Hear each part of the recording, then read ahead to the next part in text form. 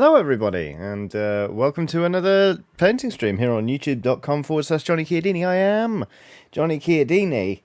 Let's get a painting. How is everyone? I am well. I am a little tired, but all in all, feeling pretty good. I keep thinking it's Thursday. It's not. It's Monday. Apron. Thank you. Forgot about the apron. I keep thinking it's Thursday. Well, that's partly because I really had an interesting weekend. On Saturday, I ran a market stall and sold some RPGs and saw some lovely skeleton pals. Thank you very much to everyone who came down. Ugh. And that was great. And then I was very, very tired the following day, so I slept all day. And then I woke up this morning, got some work done, walked the dog, but was just fully convinced it was Thursday all day. So Edward Chester asks, where's the apron from? Under my sky. Under NY Sky is the brand. I just searched canvas apron and bought the first one that I saw. So anyway, hello to everyone in chat, including Yasmin Worry, Will, Minimucha, EA122, Bob, Peter Fisher, HC Bird, Jam, Mal 1980-ish, Edward Chester, BP Phantom, Steve Clapton, Nevermore, The Geek in the North, John Hall, Scott Perkins, Genethical, Ash Versus, BP Phantom, Mancoy, Nathaniel Levy, Linon, Costume Chow, and Eccentric Lefty, Zenagil 180, Sven Hanneman. I think I saw Adi, Are You Okay is in there. It's lovely to meet you on Saturday. I promise I'll never mispronounce your name again. I get the joke now. But as Mancoy puts it, let's sheathe some. Let's not sheathe some orc. Let's paint some orc. I fucked that up, didn't I? Let's paint some orc. Because today we're going to be tackling this Ork Meganob in mega armor. A friend of mine sent me this some months ago. Because they said that they were never going to get anything out of it, and I thought I'll have a crack at that, and I've been procrastinating over it. So I thought if I stream it today, then I would be forced to do at least a couple of hours on it. I'm hoping I can make it the full 4 hours today of streaming, but it's possible I'll have to end it sooner because, like I say, quite tired. So I've already had a bit of a play with this. As you can see, I got my airbrush out and sort of did a little colour gradient with darker to brighter reds. I don't think it worked beautifully. It's worked a bit better on the arms, maybe. But I've had a bit of fun with it. And I sort of started... I wasn't really sure what to do in terms of like layering it or highlighting. And I just decided to go straight in with some cream to mix things up a bit. And kind of almost do this weird cartoonish... not cel-shaded, but very different to my normal style sort of edge highlighting. So I do want to crack on with some of that. But before then, I've sort of been a bit like, what do I do about all the skin here? Because you've got the head here, and you've got some arm under there, and you've got bits of arm sticking out with the actual arms. And I thought maybe I'll just leave them red, and it looks like it's almost glowing. And then I thought, nah, let's not. So I'm actually going to start blocking in some of the skin, because I wanted to... it just sort of like there gets to a point where with a model you're like, does this look any good? And the reason you're doubting yourself is because you need to paint some other bits of stuff onto it to kind of tie the whole thing together. So we're going to paint like the trousers and work on the skin, and then hopefully we're going to start doing more of this highlighting and just generally see how we get with it. But before then, there are quite a few things I'm not gonna read out about Meganobs. Mo 1980ish says, "Is it kit bashed or is it a cast?" This is a Forge World model that they released some time ago. It's resin, and it's a lot of good fun. But I have a super sticker here from me for Burn, and it is some sort of pear. At least I think it is. It appears to be capable of movement under its own steam. It's got arms and legs and a face. So do with that what you will. but it is sort of reclining in a very sort of relaxed way and intermittently waving. We'll come back to that in a moment. It's got a sports headband on, as if it's been exercising and is now sort of cooling down. It's hard to tell, but it looks like it's wearing some sort of footwear. But anyway, as I say, it's repeatedly waving, and above and below it are some words that say, "How's it going? How's it going?" And there we go. So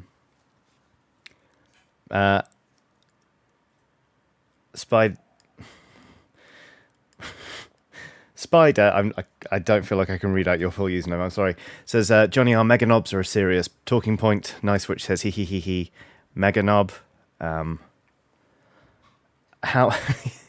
Let's just go for it. Ryan Mulligan says, I have only had time to catch 2 streams so far, and both have begun for me with a description of fruit. There it is, yeah. It's we talk about it a surprising amount here on the channel. To some people's delight and to some people's chagrin. But the less said about that, the better. So what we're going to do, just going to get a little brush here. I've not used this paint before, but this is Cayman Green from Vallejo Game Colour, which has replaced the Castellan Green that I had, or Castellan Green, I never know how to say it, from Citadel, which dried out for me a while ago. So, ooh, Aidan Folks has done a super chat saying, starting a new job as a lead developer next month, and it's fully remote. Congratulations. What are you going to do with all that commute time you get back? Because really, even if you've got a very short commute, having that time back is delicious. Speaking of things people are doing with their time, is anyone else crafting today? What are you all working on, huh? Angela McDaniel has done a super chat. The super chat says, message retracted. All right. Well, if there was something you wanted to say, don't bother super chatting it. Just post it in and I will read it out. So yeah, so here we go. We're going to start blocking in this skin. I quite like this green so far. And already, despite the fact I've painted like a tiny bit of that head, I'm feeling a lot better about this in general. Let's just zoom in a tiny bit. Yeah, we can zoom in a bit. Peter Fisher says, coding as always. Aoife Byrne is minecrafting. Nathaniel Levy's drawing up a business plan. Apotheon 2000 is painting up some beast snaggers. Lovely stuff. Lynn Orne is currently tying some flowers in order to dry them. That sounds absolutely bloody delightful. If I'm perfectly honest with you. Mancoy says, I just got the calligrapher's Bible and some calligraphy markers, so I may be starting a new hobby today. Yes, please. That sounds delicious. Bob says, working on work. Need the company for it. It is boring. Callum Smith is assembling an Underworld Creepers Blood Bowl team. Get in. I have my next league game of Blood Bowl lined up for Wednesday. I'm hoping I can make it. So I've got quite a lot on at the minute. And the game is in Oxford, but I'm pretty certain I can fit it in. So we'll see. Trezen has done a super chat saying, currently on my way home from work where I have a new PS5 waiting for me. Not that I'm a crafter anyways, to be honest. I think that is, that is a delicious thing to have waiting for you at home, though.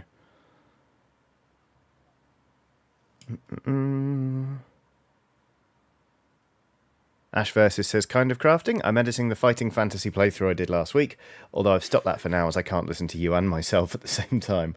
Sorry to have tanked your productivity. Just Man Bun is fine, says I'm playing Endless Space with my brother. That sounds delightful. Hello to your brother. Send them my regards. That sounds like I'm having them whacked, you know what I mean? So we're just trying to get some more, bit more green in on the Meganob.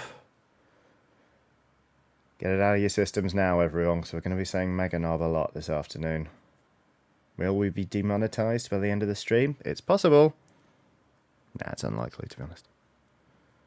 Will says, I have no painting projects on the go right now because I'm waiting to travel to Canada. That is great news. The traveling to Canada bit. That's wonderful. I hope you have a very, very good time. I have been to Canada all of once, but I had a lovely time. Spent a few days in Montreal for work, looking at Splinter Cell Conviction. So that was quite a long time ago, actually. It was my first ever international trip for work. It was good fun. Cheerful Spider says, what's the in-world reason it's called a Meganob? I might need some help on this from the rest of chat, to be perfectly honest with you. I know like a knob is meant to be a boss, and this is a mega version. Oh, sorry, it's... It's the problem with painting a large model. It's like, well, it'll fill loads of the frame. It's like, yes, but then if it's not in frame, it's super obvious that it's absent. But I think a knob is meant to be a more senior orc. Oh, is it short for noble? Thank you very much, the Geek in the Knob. Geek in the North. Fuck. Sorry. Geek in the Knob.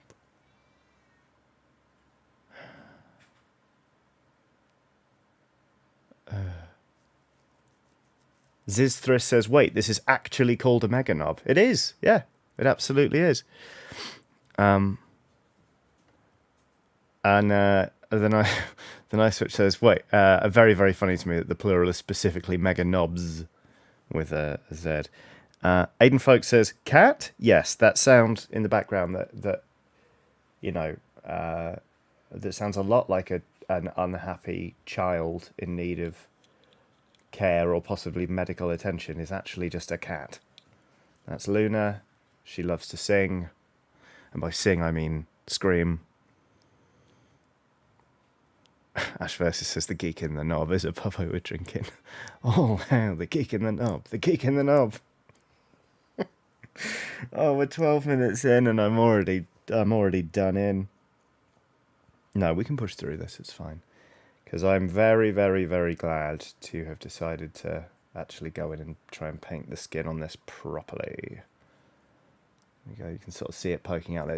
It's already. This was a good decision. Hooray!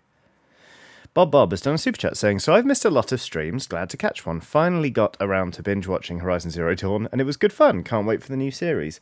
Thank you very much, Bob, for the super chat and the kind words. Yeah, next series is Dishonored 2, and I'm loving recording it and editing it, and I'm loving everyone's reactions thus far, because it's a bloody great game, and I'm not good at it, but like, also the missions, I think if you're particularly adept, you can do the missions very, very swiftly, which means that it's hard for me to overrun too much by being crap. So we can sort of take our time and explore for runes and bone charms and stuff, and we get through the levels eventually and all that kind of stuff. So it's a nice format, I think. Windy Forecast, what a lovely username, has done a super chat saying, hi Johnny, just finished watching your Life is Strange True Colours playthrough. I loved it. Thank you for playing and posting. Your hard work is appreciated. Thank you very much, Windy Forecast.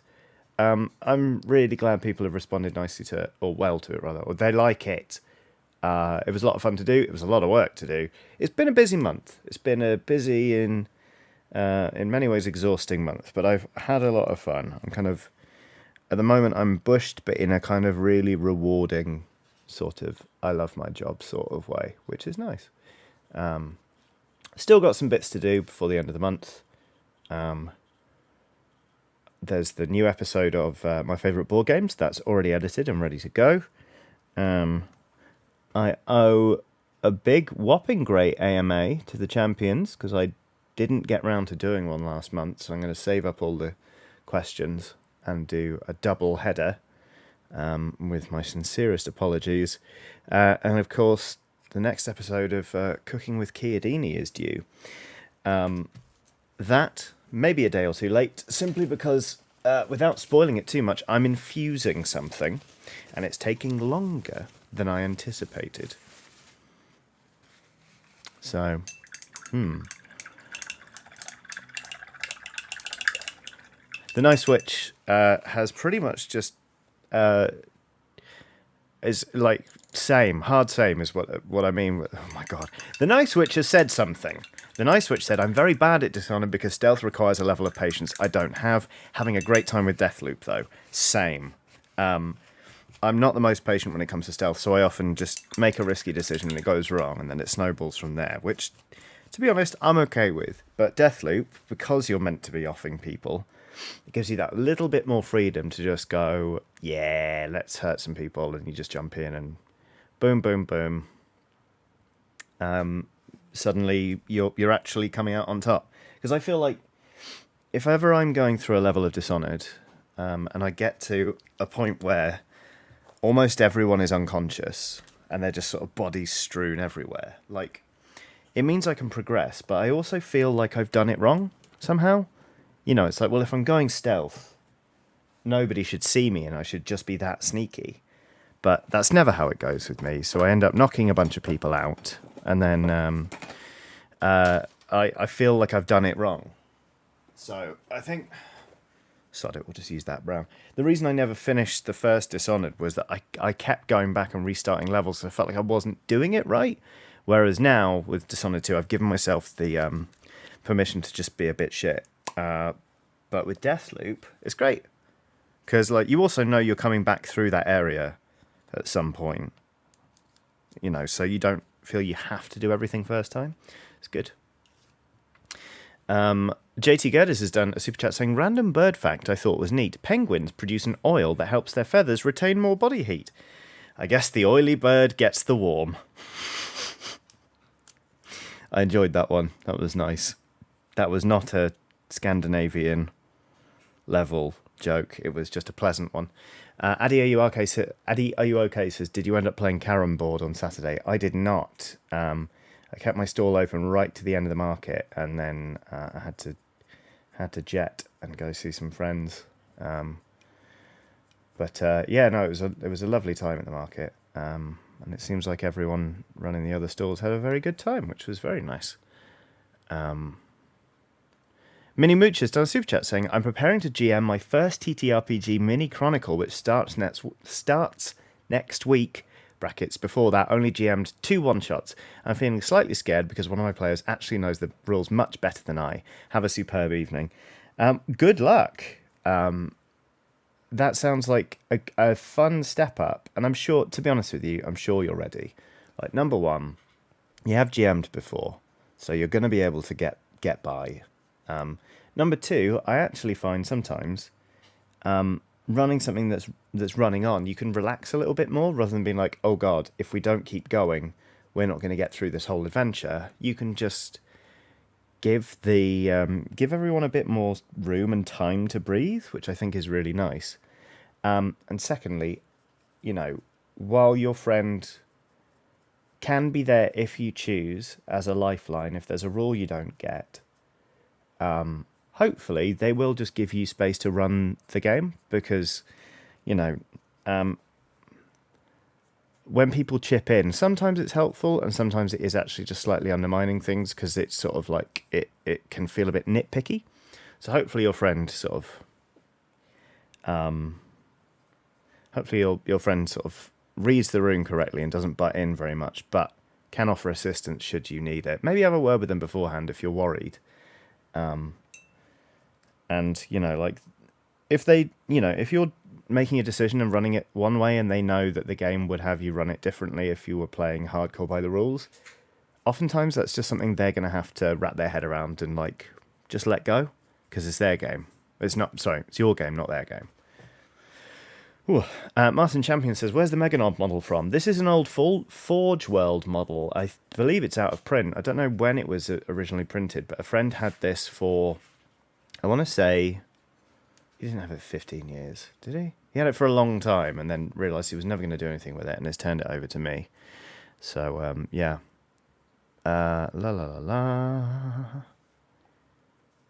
RV Dammit says, how many extra skulls did you go home with on Saturday from the market? Just the one extra skull, the one that you very kindly dropped off to me, which was lovely. Thank you again so much. I went home with one extra skull and a pineapple and a cauliflower, because one of my friends turned up and refused to pay with money and insisted on bartering, as if we were in an episode of Hugh Fernley-Whittingstall's River Cottage, which was entertaining, at least. He also turned up with a puppy, so that was nice.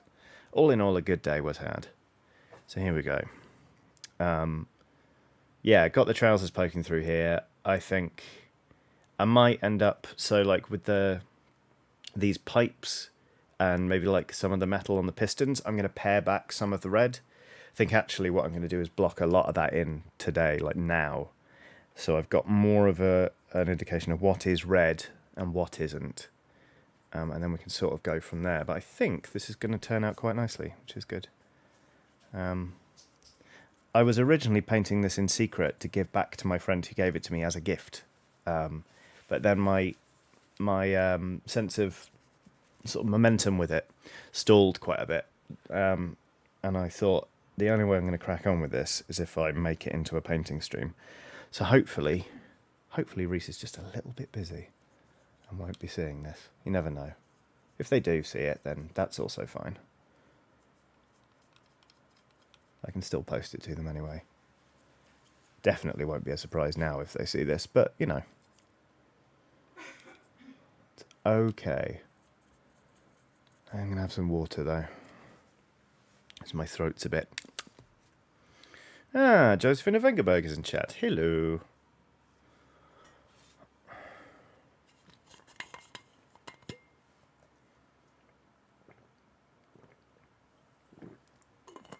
James Baker says, I know I'm not super chatting, but is it possible to get a birthday shout out? Absolutely, James Baker.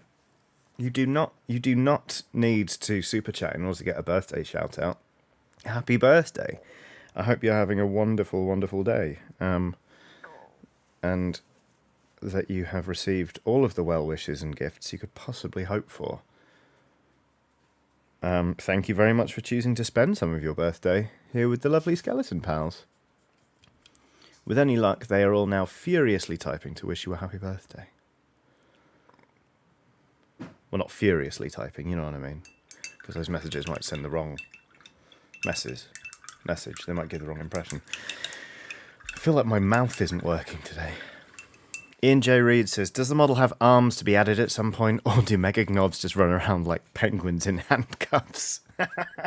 No, there are arms for this. So there's a massive shooter, and then there's also like a grippy lobster arm.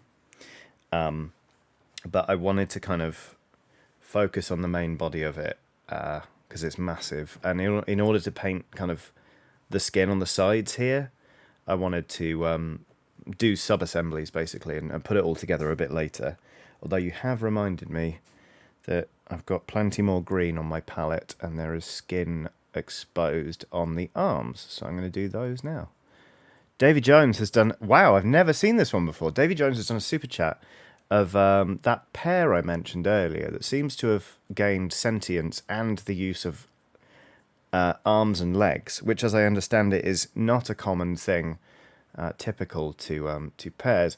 The pair is standing unusually far away, like at quite a distance from the appearances it's made before with these super stickers. And at first, it seems to be holding something. You're not entirely sure what it is. It's still wearing the sports headband, of course, but then it kind of rockets this mug forward toward the camera and sloshes around with some very vibrant red liquid. That could be borscht, it could be wine, it could be tomato soup, it could, for all I know, it could be blood, which has some slightly troubling implications as to, you know, where did it get it, why does it have it, why is it so happy about it, and why is it offering it to me? Because it seems to be going whomp, almost in a Cheers kind of motion. So there that goes. But thank you very much for the super sticker. It was, like so many of the super stickers in YouTube's suite, slightly troubling, but also mostly wholesome. I think they strike a good balance between, like, that's nice and what is it doing, you know? Which isn't easily done. Oh, Andrew Hutchins says, watching this with my adopted son, brackets 2-month-old baby. Here's cooing and chirping whenever Johnny talks. Aw, that's lovely. Congratulations on on the new arrival. That must be a wonderful, wonderful feeling. Here goes the skin. It also shows just how much I know about children when for a moment there I was like, oh, I better not swear anymore then. I think a 2-month-old, you can just about get away with that. Trezen has done a super chat saying, it's a vampire. Very good, Trezen. Excellent work. Born to Pootle, that is an exquisite username if ever I've seen one, has also done a super chat saying, GM'd my second ever session in a D&D campaign and started to relax into it. Your vids with Luke are still the most helpful GMing advice I've found. I'm very, very glad that you're relaxing into it. Isn't it amazing when you have that moment where you're like, this isn't as moment-to-moment terrifying as I thought it was going to be. I find that very, very rewarding indeed. So hats off to you for gathering momentum and finding it less sort of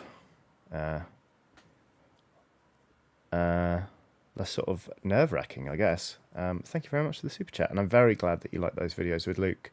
I was talking about Luke on the weekend actually, and how he took to GMing like a duck to water. He's really, really good at it. And it was a pleasure to watch him in action for the very first time, and in all of the subsequent times, obviously, but you know what I mean.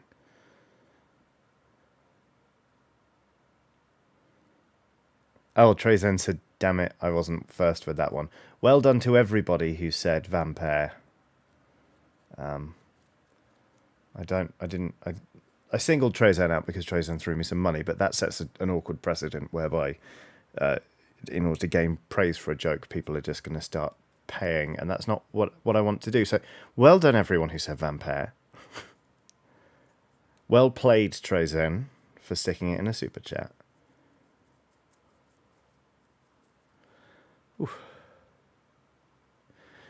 Oh gosh, Goch Van Gogh has done a super chat of the pair has learned so many new things since the last stream. It's alarming, in fact. It's almost approaching sort of some Cyberdyne Skynet-esque level of sentience, and we may have to shut it down. But the pair is having a great time. It's holding up one of its humanoid arms, and atop its head, where obviously there is the sports headband as ever, there's still the leaf that also accompanies its head. It's got a pointy, stripy party hat, and in its hand it's got like a party, not a party popper, but like a one of those things, whatever they're called, where you sort of, it's a curled up ribbon.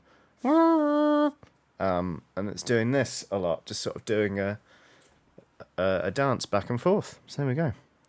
Hannah Axelson has done a super chat. Party purple. Well done, Windy Forecast. Hannah Axelson has done a super chat saying she wants to say that I love the D&D celebration game. D&D needs more labour movement and overthrowings of GIF Bezos on all planes of existence. Thank you very much, Hannah. It wasn't after the game until somebody pointed out to me that it was being streamed on Twitch, which is owned by Amazon. But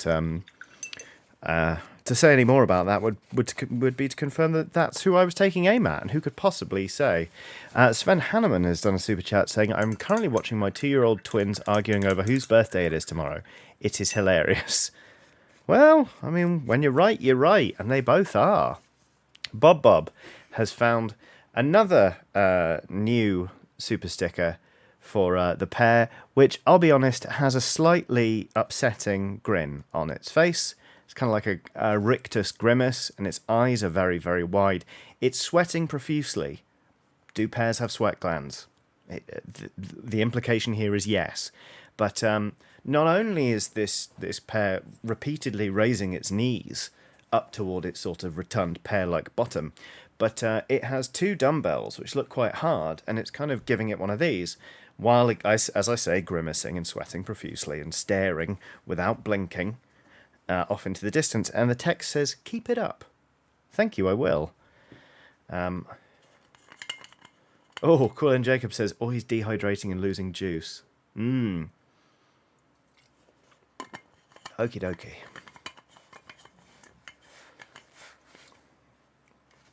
Jack Wood says, I'm most concerned by the fact the pair has teeth. That is very fair. That is a good observation and a troubling one at that. Bob says, sorry, Johnny, but you reading out the stickers are quite a delight. Thank you very much. Even if it occasionally gets me into trouble. I do enjoy doing it. So, let us start thinking about some of the other gubbins on this Meganob. Because there's a lot of sort of these pipes here, and I think they'd look good in an off grey.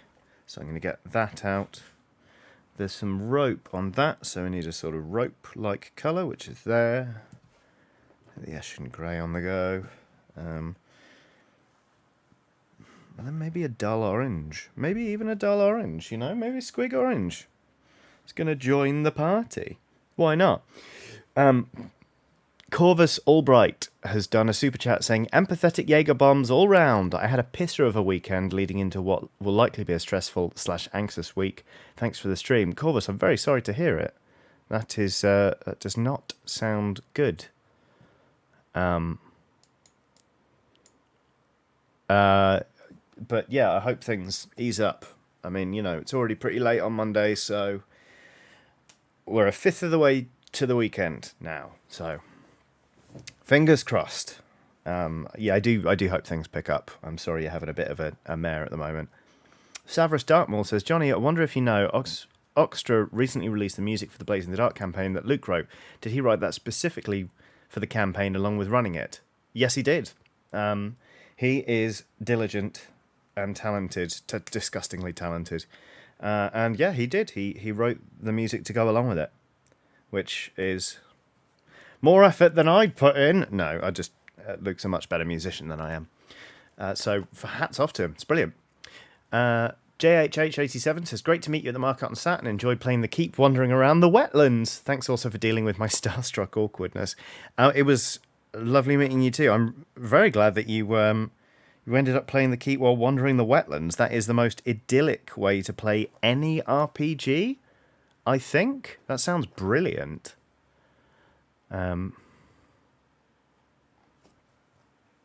Yeah, like, honestly, super flattered that anyone ever has played one of the RPGs I've written, so thank you again so much. Okay. Ashen Grey. Well, that's going to need 2 thin coats. That's going on a little thin. Maybe I just watered it down too much. Who could possibly say? But here it is. It's going on this little pipe over here. CookieCat94 says, have you heard the joke about the miniature dumpster? I'd tell it here, but it's a little trashy. So let's all just take a moment and deal with that one. Addy, are you okay? Says, the wetlands are amazing, especially where the wildflowers bloom.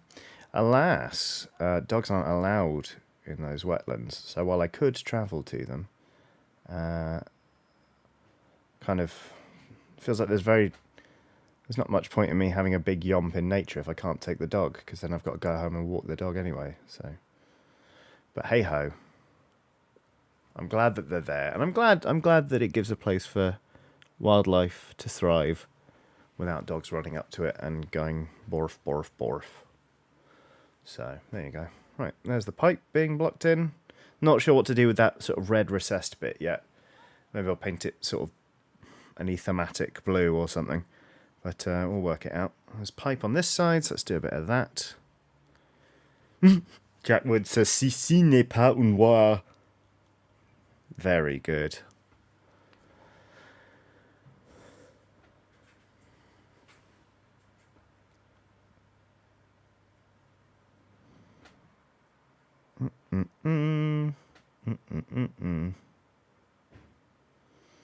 So currently in my ears, I'm listening to the new public service broadcasting album, which is quite fun. They've moved away from sort of heavy radio samples, which they've had in the past, which is kind of why I grew to love them. But, you know, if they want to change their sound, that's absolutely their prerogative. And if it's not for me, then meh. But actually, this album is still really, really good. Are you listening to anything? What have you been listening to lately? Let me know. Let's talk music.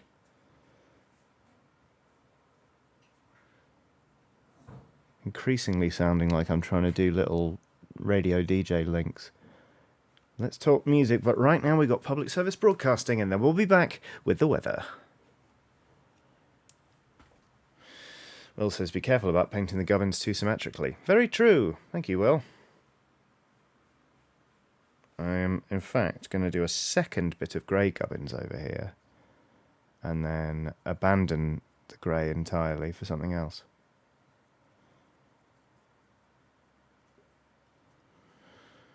Linorn has done a super chat saying, any advice for painting teeth? Something special, or is it the standard toothing coats?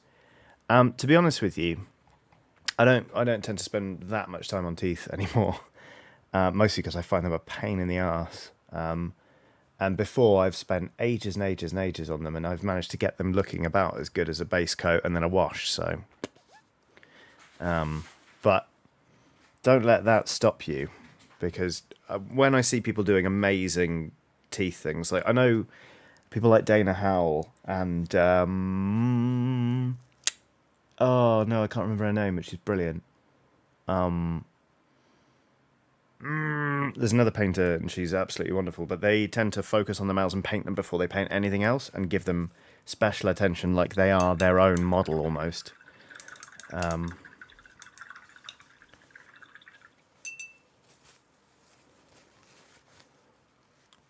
I missed a joke, didn't I? Two thin coats. Two thin coats. Thank you. Thank you, everyone. I got the joke in the end.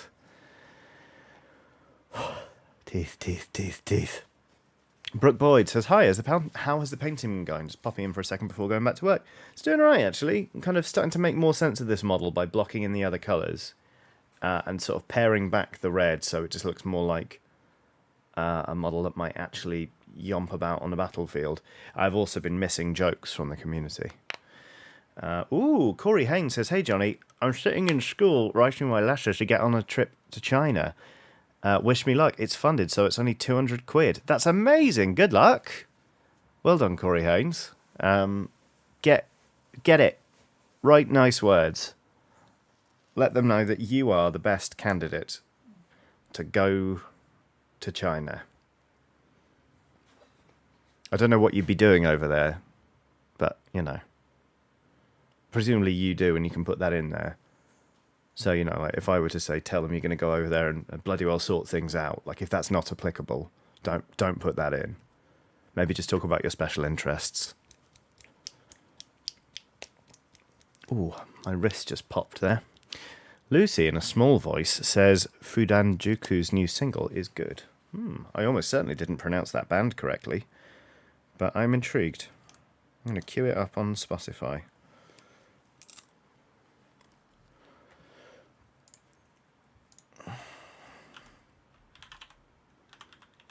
And that kind of level of tired where feels like I'm swimming through treacle, but it's also quite pleasant. Like, I certainly don't hate it.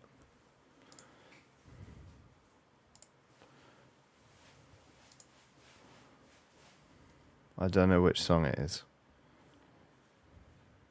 So I'm just going to put on this one that looks nice.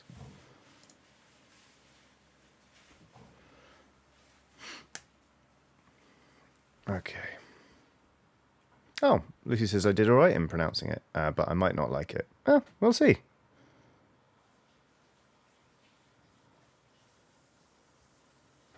No, I'm into this.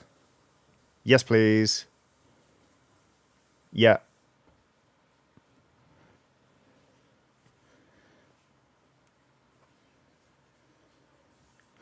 Jam has done a super chat saying, I built a Lumineth army, love the lore, etc., but the rules make my brain melt. Advice on getting a balance? Don't necessarily want to sell and start over, but yeah, keep looking at other stuff. Thanks. It is difficult, because I've been there, where I've been playing an army, and then after a game, I'm like, oh, I did myself a massive disservice, because I forgot X, Y, Z. I would say my suggestion is maybe don't try and field everything at once. If you've got somebody sort of, you can message, or basically if you can find an opponent to play you at lower point levels, then I think you can basically take baby steps at getting used to the army and working out those bits of synergy, and also learning where things might be useful and sort of incorporate your new elements into your army with each game in order to sort of round it out and work out your strategies. Like I know people do it with, is it called Path to Glory, where people start with like one teeny tiny unit and then start building up more. Because I think that would work. Like, for example, the first time I ever played Carriage and Overlords, we were playing with like quite a small. I was playing with quite a succinct list. There wasn't actually that much that I had to keep track of, but I felt like I was lacking in melee stuff. So what I did was I picked up a unit of Fire Slayers because I could ally them in, and then I was like, okay, there we go. Martin Champion says it's Path to Glory in Age of Sigmar, Crusade in 40k. Thank you, Martin. I would say that. Just strip it right back, and then just little bits. Jack Wood also says, write yourself a cheat sheet. Flipping through your rulebook for a specific rule can be really stress-inducing. This is very true.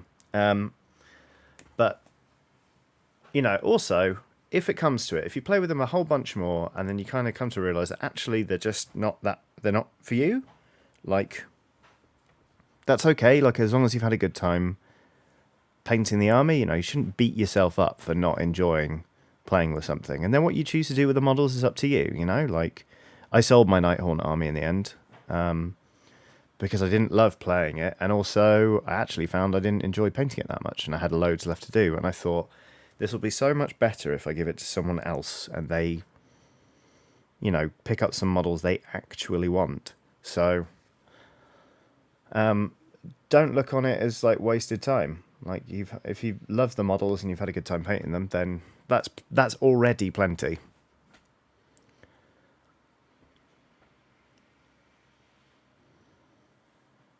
So there. Sort of going in with this squig orange now and trying to pick out random wires so it doesn't look like there are proper block colours. But again, I don't want to overdo it, so I might just call that quits for the orange. And let's just try and incorporate more different colours on things.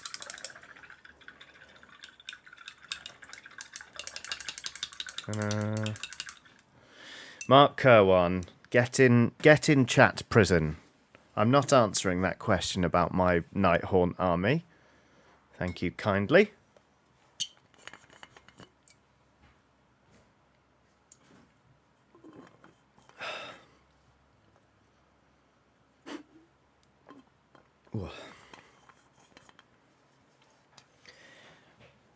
Cheerful Spider says, I'm struggling to concentrate today, so I'm going to head out. Have a wonderful day and week, everyone. Take care, Cheerful Spider.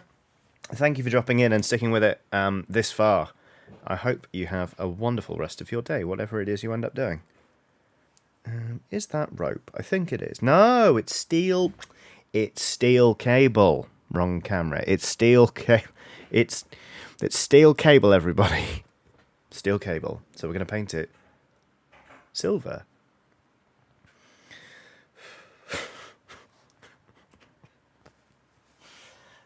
I'm doing all right. I'm doing all right.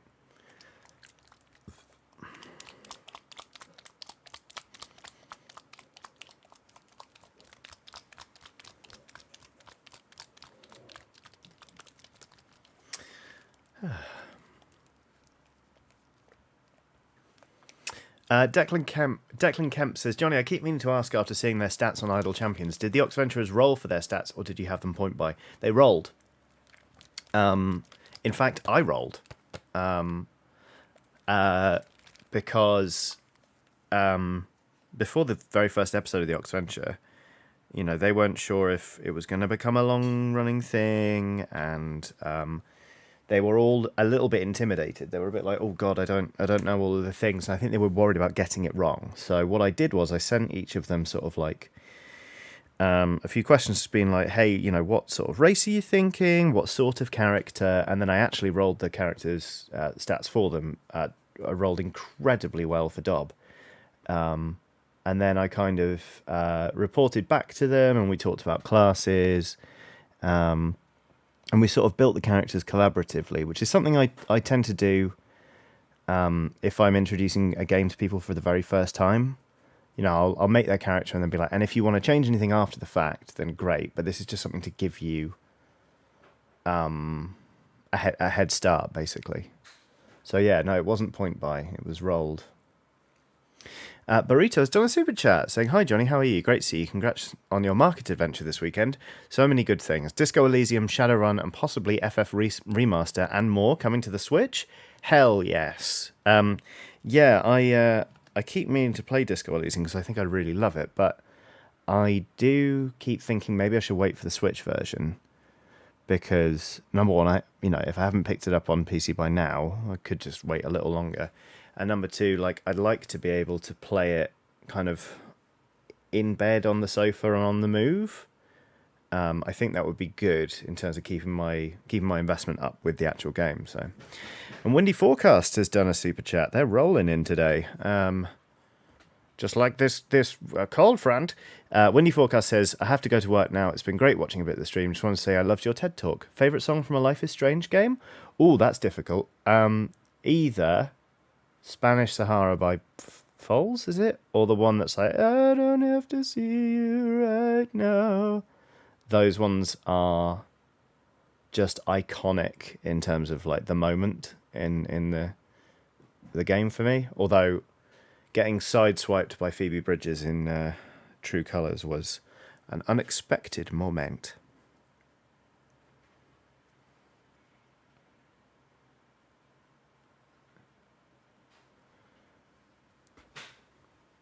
So yeah, there we go.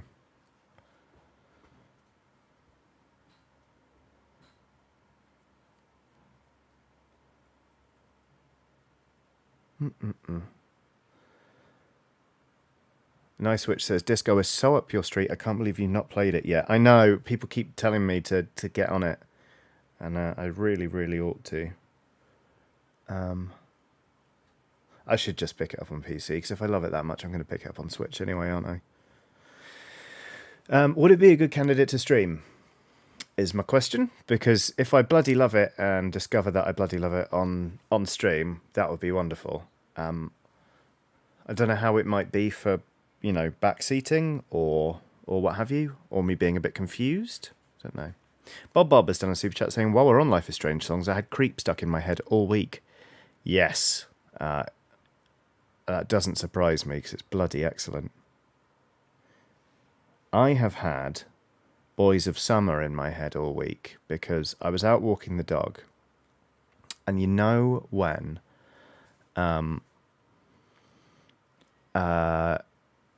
when a dog lies down and kind of opens up their hips and just lets their legs fly back behind them like they're a spatchcock chicken, or splooting as it's commonly known. I was walking the dog and she got too warm and she did a big old sploot, and I thought to myself, this might be one of the last sploots we see this summer, because she'd also just gone paddling in a pond.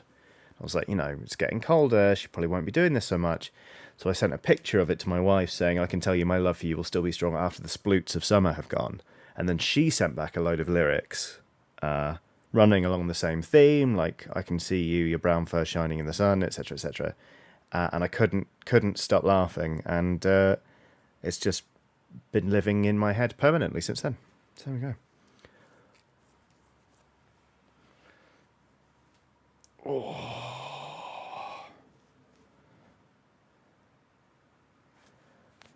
Nice Switch says, it's very text heavy and I think it's a tempting one for backseaters. Probably one to start yourself and see what you reckon before you stream it. That is sage advice. Thank you very much. Taya Cochran says, the brown fur shining in the sun. Called it. Good work. Oofed. Addy, are you okay? Says, sploot doesn't sound right. In context, I think it works, but I know what you mean. It is an odd word, but sploot. Let's see.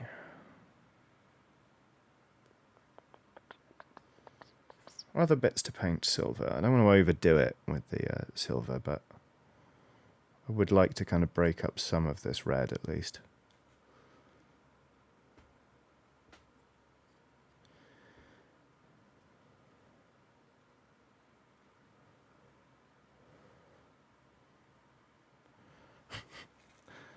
Sploot sounds like something very rude and very niche. Yeah, I can see that. Oh, okay, right. Let's do these exhausts in silver, shall we? Yes, let's. Mancoy says, you got a stick in your mouth and drool on your tongue, baby.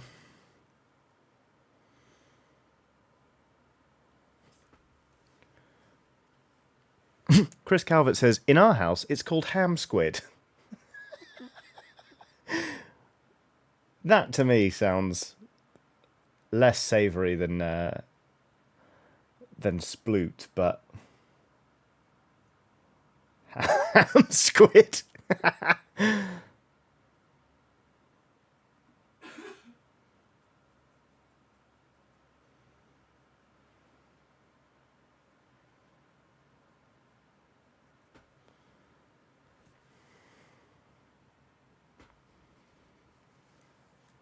I think the bit I was most proud of was sending a line about how...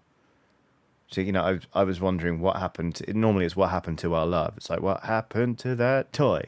But when I get it back, I'm going to show you what it's made of. Because she always picks toys apart. We do have fun.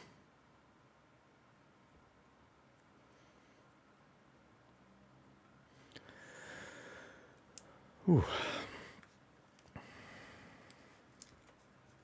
Oh, Chris Rukowski says, I enjoy watching my geckos have a good old sploot over their heat mats. That's adorable. Although for different reasons, because the dog does it to cool down, and presumably they do it to warm up. Isn't the animal kingdom fascinating? I'm going to, you know, I haven't actually contacted the Beeb or anyone, but I'm pretty sure I'm first in line to replace Attenborough when he eventually retires. So that'll be good.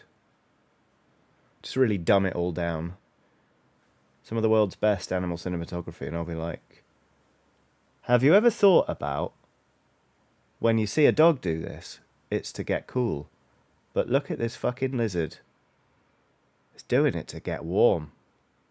And that, my friends, is what we call Planet Earth 3. I don't know what the theme is. Probably Sigur Rós, isn't it?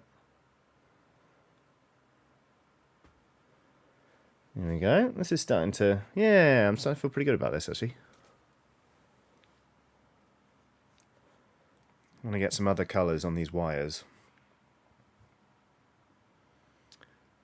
They've probably got enough audio to do a computer-generated Attenborough narration now. Probably, but, you know. Tom Williams says, hey Johnny, have you ever gone back through older RPG manuals? I'm currently looking at the Ghostbusters RPG circa 1986, and oh my, it is an eye-opening cultural time capsule. Thanks for the chill stream. Yes, indeed. I've been back through some old RPGs, and some of them hold up pretty well. Some of them don't hold up pretty well. I'm not going to lie, the first time somebody told me to read Apocalypse World, they were like... You've got to play this game. It's the best thing ever. Like, la la la la la. I read it and was like, I don't want to go near this, let alone play this. And yeah, it's funny, isn't it, how things change. Some things seem relatively consistent, but Luke Gray has done a super chat saying, finally, after many years, I'm going to EGX. Can't wait. Obviously seen the Oxventure, and yes, you must replace David. Thank you, Luke Gray, for the vote of confidence and the super chat. I look forward to seeing you at EGX. It's going to be like our first time doing an Oxventure live on stage in 2 years, which is vaguely terrifying. But it's going to feel great. Am I going to cry? Probably. But probably not to the end of the adventure. Maybe. We'll see. Let's see now. Let's paint some more wires. Wire. Oh, actually, I do want to do this bit in metal. Oh.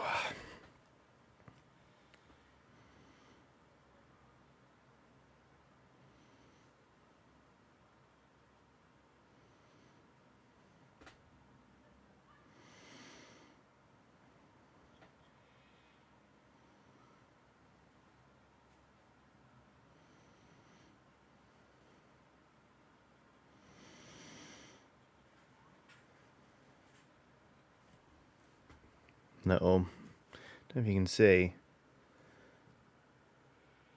a little metal plate on this guy's head, which is a bit of fun. Nevermore says, Ellen might crush you with hugs before you get to cry. I actually saw Ellen on the weekend. She came to the market, which was a lovely surprise, and we had a big old hug, and it was very, very nice. So that's one down.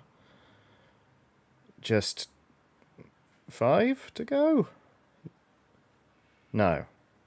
4 to go. Numbers are hard. Swear I know how many of them there are. I promise. Like that time when somebody asked me how I'd met all the Oxventurers and I forgot Mike. That was good. Eldridge Horror says, hi Johnny, just want to say thanks for all you do, and your Beginner's Guide to Miniatures video on Dicebreaker gave me the confidence to build my Ultramarines army. I'm very pleased to hear that. I'm glad it came in handy. I hope your Ultramarines are very well.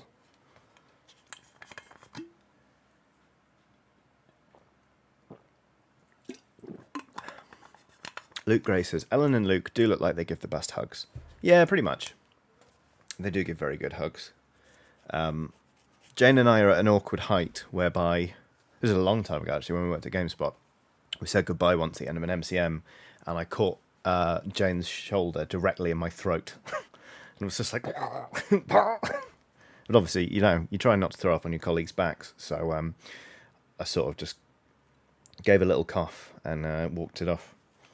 So, silly me, really, but... Right. I am going to do a little bit of work on the mouth of this here Meganob, because as you can see, he's got really big teeth, and in here he's kind of grimacing, and there's a bit of gum on that line. So there we go. Emma Benton says, my favourite hug of EGX was Johnny. Yes! Followed closely by Aoife, who looked like she was going to choke me in the photos. It was very funny. I'm glad I won Best Hug, though. I was so excited when I saw you in the queue. Great. Santo Athios, I hope I said that right, has done a super chat, but has not added a message. Very mysterious, but very much appreciated. If there was meant to be a message attached to that, just let me know and I will read it out. You don't have to re-super chat.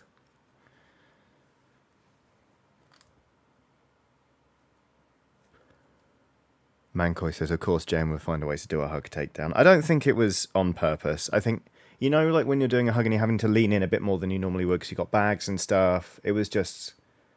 I basically threw my throat at Jane's shoulder and caught it. That's a very bright red I've just daubed on those gums. Maybe we'll dumb that down in a bit. Maybe we'll shade the shit out of that, actually. Also hitting a lot of these teeth, but that's fine. Okay, so right now it looks like the Meganob has snuck upstairs and borrowed someone's lipstick and just eaten it. But once we paint the teeth, that should be okay.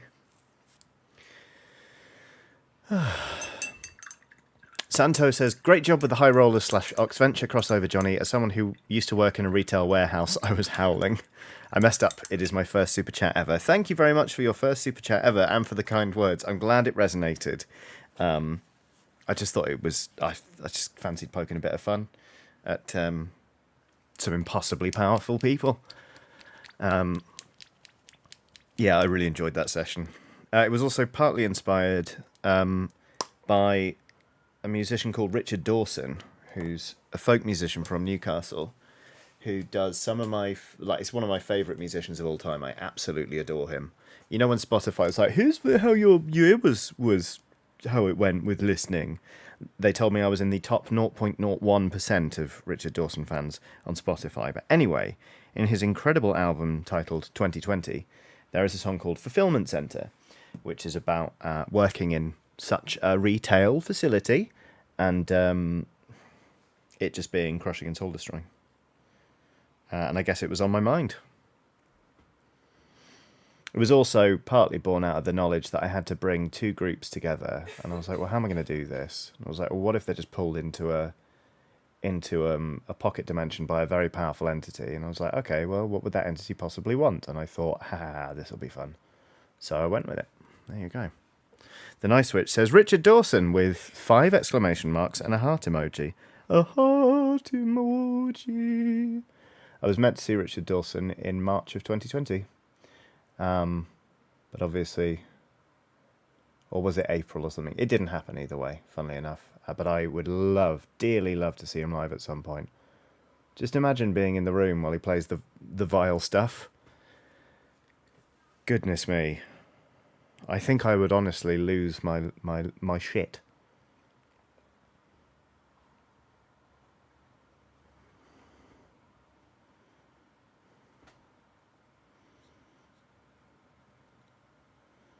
So there you go, everyone. Richard Dawson. Get that in your bloody ear holes.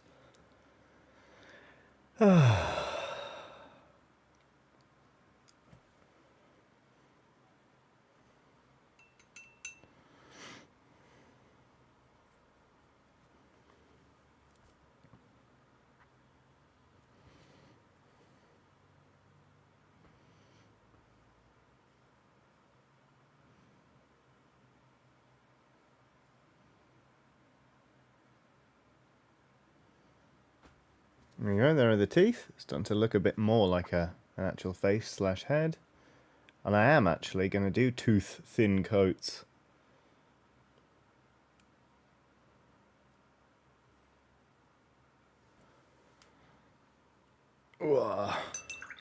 Mancoy says, I'll have a listen and hopefully find some new stuff to add to my Sad FM playlist. Oh, don't worry, you'll manage.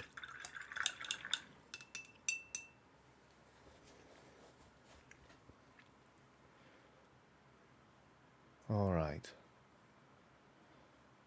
I'm really enjoying this. I'm having a lot of fun with this model. Now, we were going to paint that in this colour. So let's, hey? Why ever not?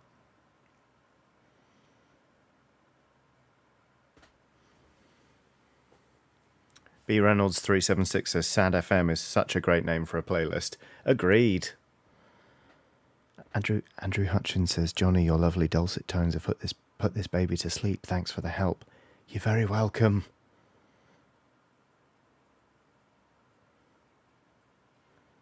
Hi Wee says, 2 thin coats? Boo. That wasn't even my joke. That was a super chat joke from earlier that I had to have explained to me because I'm not at my best today. There's a little bundle of tape or something holding that together. That'll need a second coat, actually. Will says, I have a playlist that's just called Asterisk Cry. Asterisk. Yes, asterisk.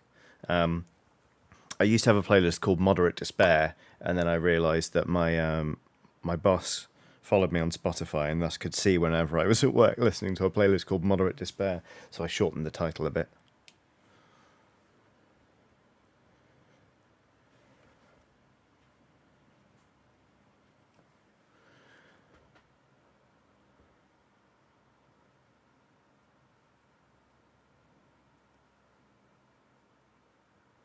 It's a banging playlist, though, in fairness.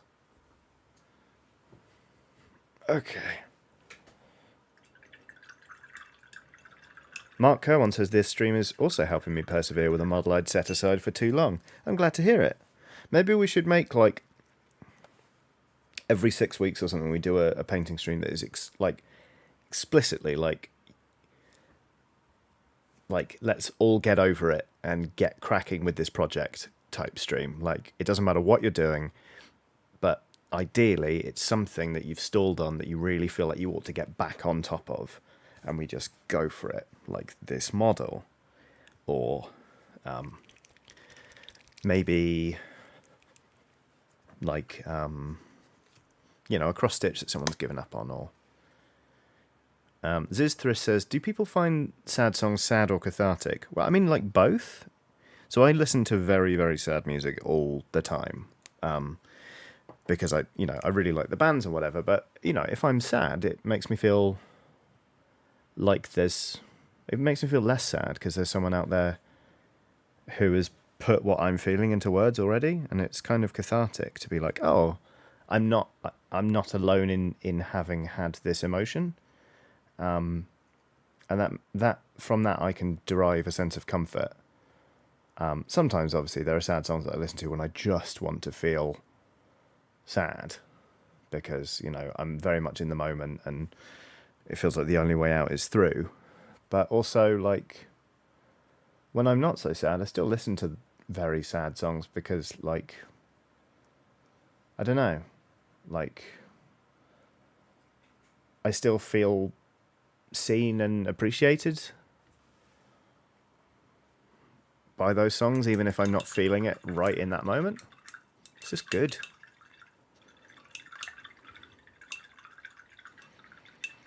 In Felix Soror, in brackets, writes, eyes abandoned, insulting cross-stitch. Yep, I'm on board with this. Right, let's do it. Timothy Thomas says, hey Johnny, just wanted to say I appreciate what a chunky beast that model is. Thank you very much. It was a present from a friend, and I hope to return it to them as a fully painted gift someday. Thank you very much for the super chat and for your appreciation of this absolutely massive model. My wrist is actually grumbling a tiny bit at me, which is quite impressive, but still. Scott Perkins on a super chat saying, was an absolute pleasure meeting you on Saturday. Was beaming like a moron for the nearly 3 hours it took to get home. Thank you for being you. 3 hours, Scott. I'm sorry it took you such a long time to get home, but I'm very glad you came out. It was really lovely talking to you. The whole day in general was lovely, but I'm glad you had a good time at the market. It was a really lovely space, actually. I hope there's a festival next year, and I'll try and get involved with it, because it was a very good giggle.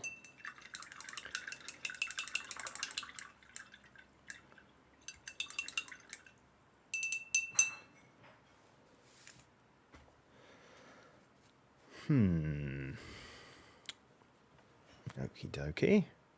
We can get a bit of blue down there.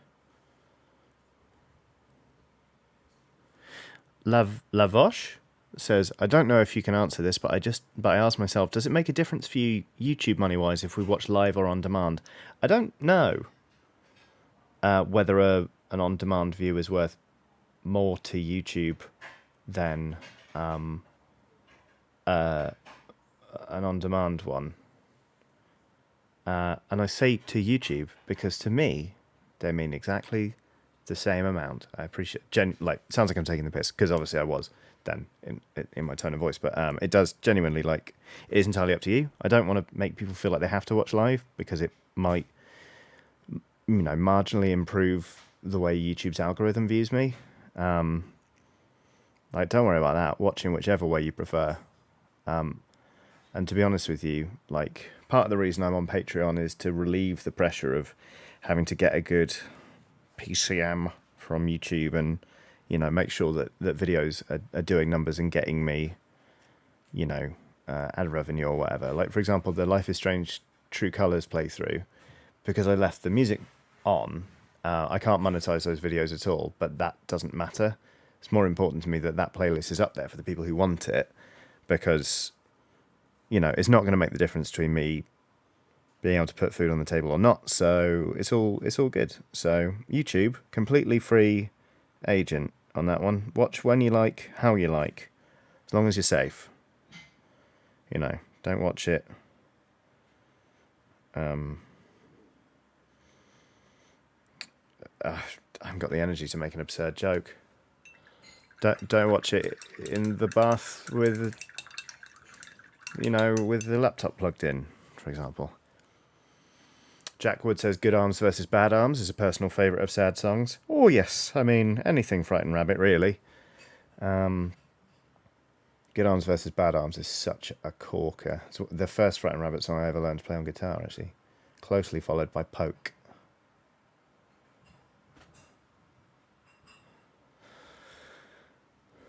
What colour is that meant to be? That's meant there to be orange, because I missed it earlier. Okay. Zizthris says, don't watch while flying the plane. There we go, that's better. Thank you, Zizthris. You're all having to do a little bit of heavy lifting for me today, because I'm a little bit... Whoa.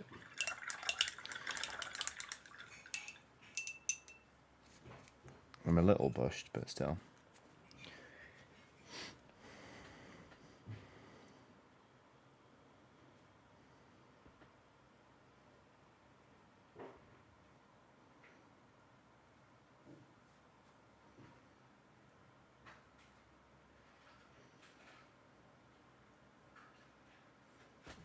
Ooh, that would be nice. Yeah, there we go.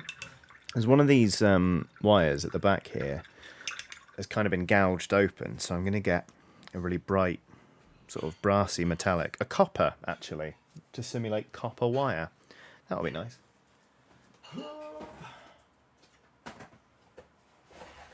Oy, oy, oy, oy, oy. If he says, I want a snack, but getting off is hard.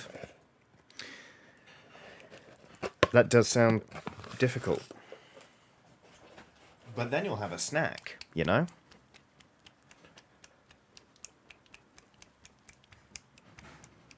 Jack Wood says to the Nice Witch, have you seen the Book of Scott's Scribbles they're releasing? I have not seen this, but I would like to see it. This Frightened Rabbit means a lot to me. I've got a little Frightened Rabbit tattoo here.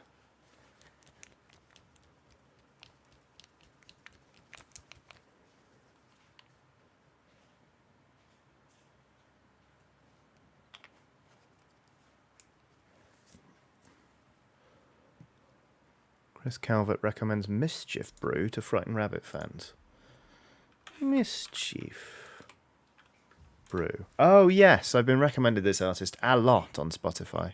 Oh, Coffee, God and Cigarettes, yeah. It's all that I need to make this routine.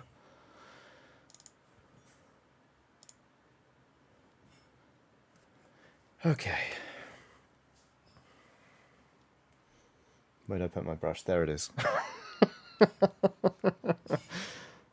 Oh.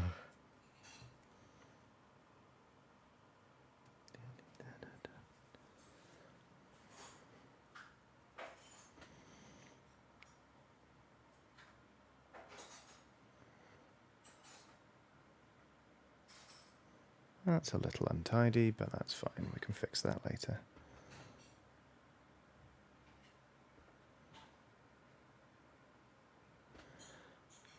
If anyone is a Slothrust fan and hasn't heard the new album, by the way, oh my god, it's amazing. Also, I only just realised that Slothrust, when you say it in an American accent, sounds like slow thrust. That is not a joke that translated to my little brain. But wow, the new album's incredible. The first track is called Cranium, and I didn't know it was possible for a song to be so sexy and sort of safe, but also intimidating at the same time. Absolutely incredible.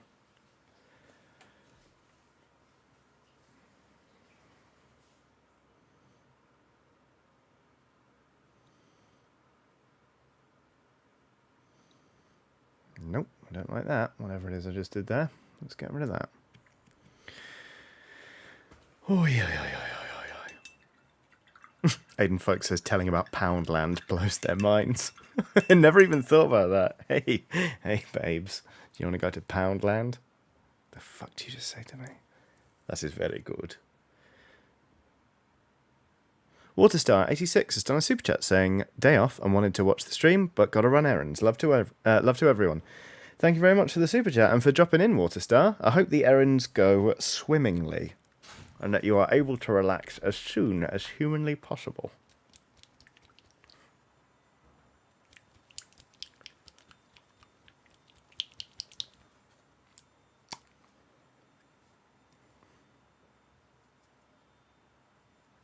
Okay. Oh, alrighty. Okay, here we go.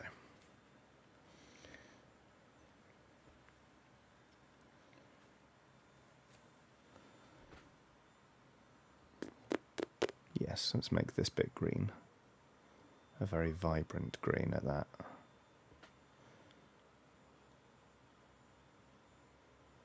Sorry that I'm working on a lot of the back of this model, but I mean, it would be turned away from you either way, wouldn't it? But hopefully you can imagine some masterful brushwork going on here. You would have to imagine it, because what I'm doing right now is quite a lazy shortcut of just dabbing acrylics on here. Ta-da! Woke up thirsty.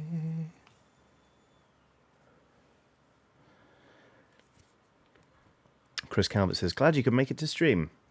Me too. I don't know what the hell that machine was doing outside this building earlier today, but it was loud. To the point where I had other neighbours texting being like, doesn't this suck ass?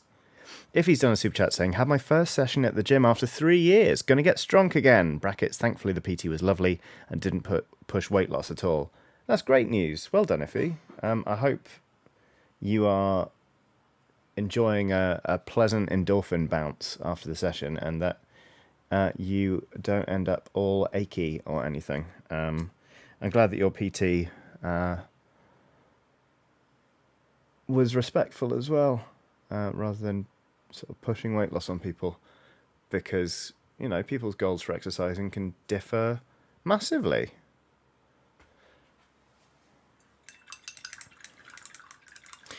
Wow, EA122. How does an algae simultaneously dance and do maths? Simple, it does an algorithm.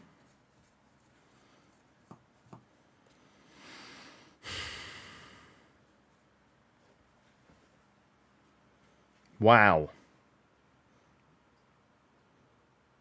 You come into my stream. I'm joking. That was heinous, though, wasn't it? Good lord. Yep, more booing than congratulating for that joke, which is accurate.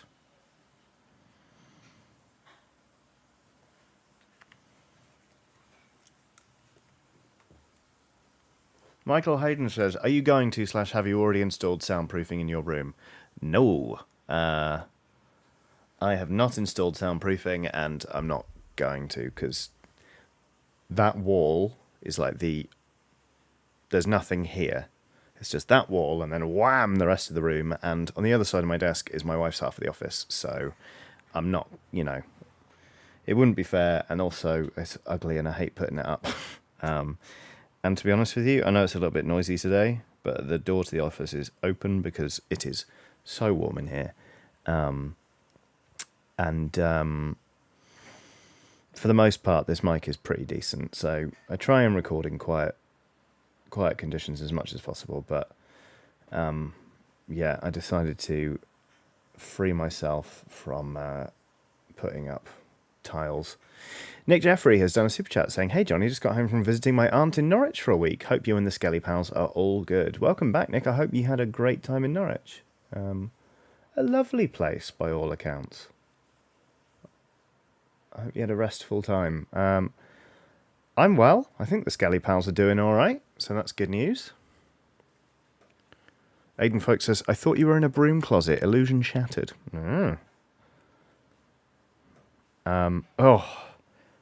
Anonymous says, have you seen the YouTube channel about an air conditioning repair firm? It's a bit fan servicey.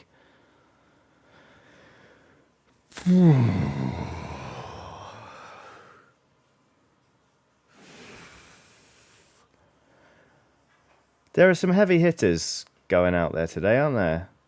Like, you're not bloody holding back, are you, Anonymous? Zoinks. That was a lot.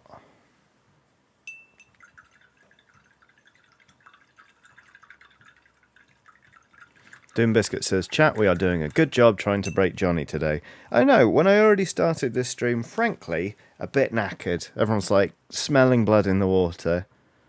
They're tired, get them. Horrible people, a lot of you. No, you're fine. You're lovely, don't worry.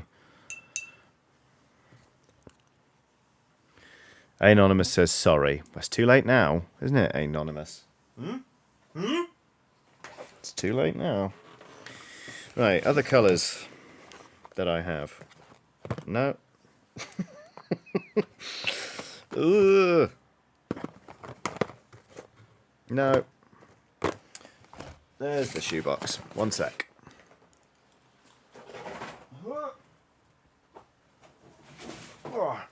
So one of my favourite moments from the market the other day was that brush went too far back in my throat.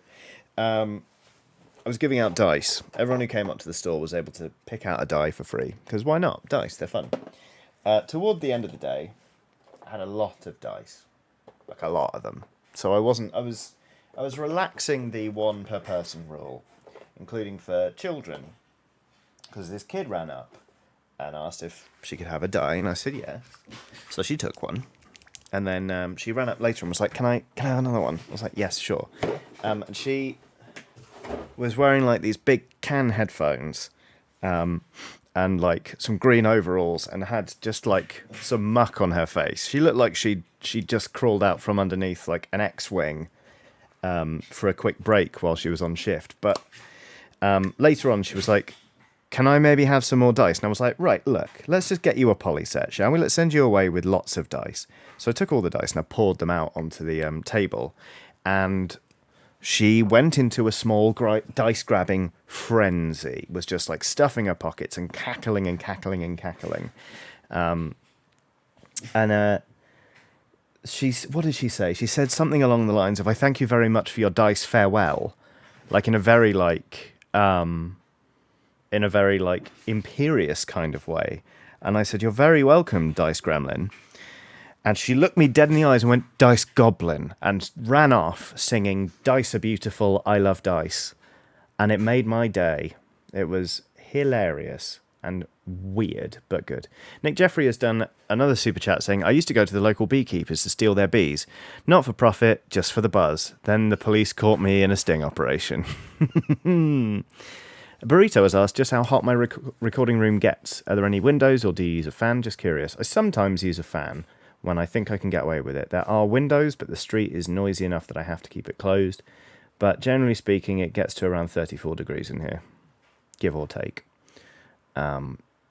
which can be punishing, as you well might imagine. But hey-ho, I am actually going to shut the door too a little bit. One sec.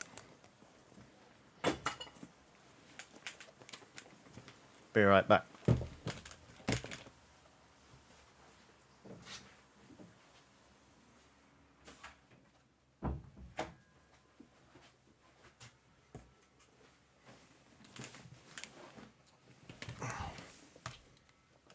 Oh no, my headphones.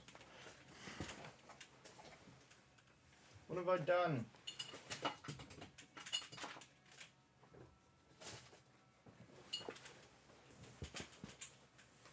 There we go.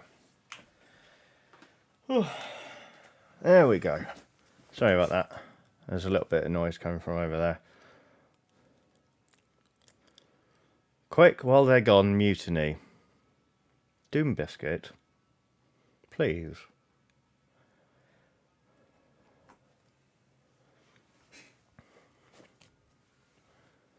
Okay.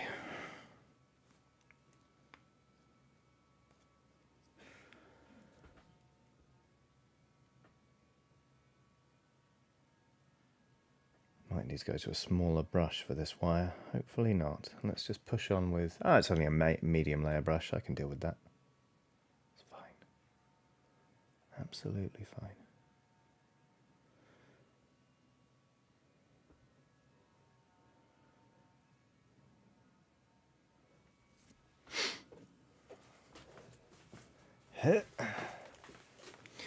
Burrito says, "Whoa, that's 93 degrees. Yeah, it is. Mm-hmm.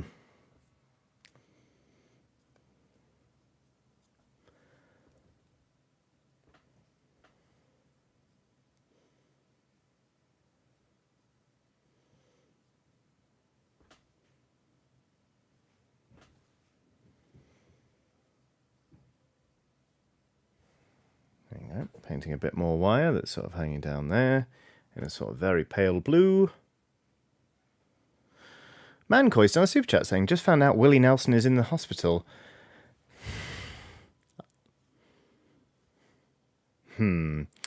Just found out Willie Nelson is in the hospital, pretty badly hurt, but in stable condition after getting hit by a car. Apparently he was playing on the road again. Thanks, Mancoy, for the super chat. My alarm bell started ringing almost immediately then. Like, no one super chats to tell me a famous musician is in the hospital unless... There it is. A good attempt, though. And in all honesty, I can't blame you for trying after some of the waff I've read out on here before. Scandinavian.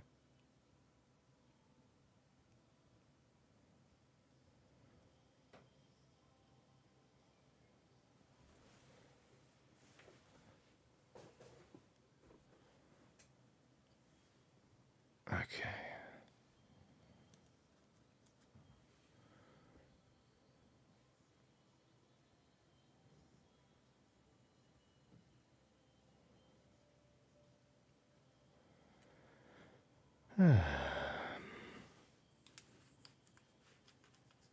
Michael Hayden says, curious about the bladeless fans, e.g. Dyson, almost gifted Ellen one this summer. Are they quiet enough for streaming?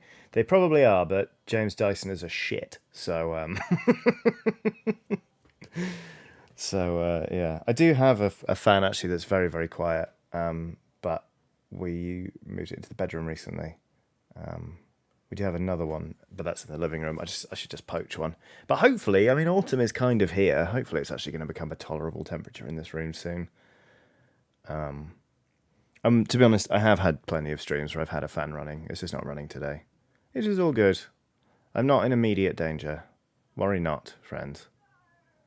Okay, right, so we've done the wires that are around these bits here, and also the legs. I don't love some of the colour choices. That purple in particular is weirdly shiny, but hey-ho. So now I just want to do this one here, this bit of... Oops, I'd be a shit weatherman. Weather person. This bit here, this pipe up here. And then I think it's time to go back to the trousers and the skin and start layering that up. There we go. Bob says, how goes learning Italian? Are you still at it? Yes, I am. I've had a little bit of a lapse on Duolingo, but my friend and I think we found a tutor. So we're going to start going together and getting lessons in person, which would be great.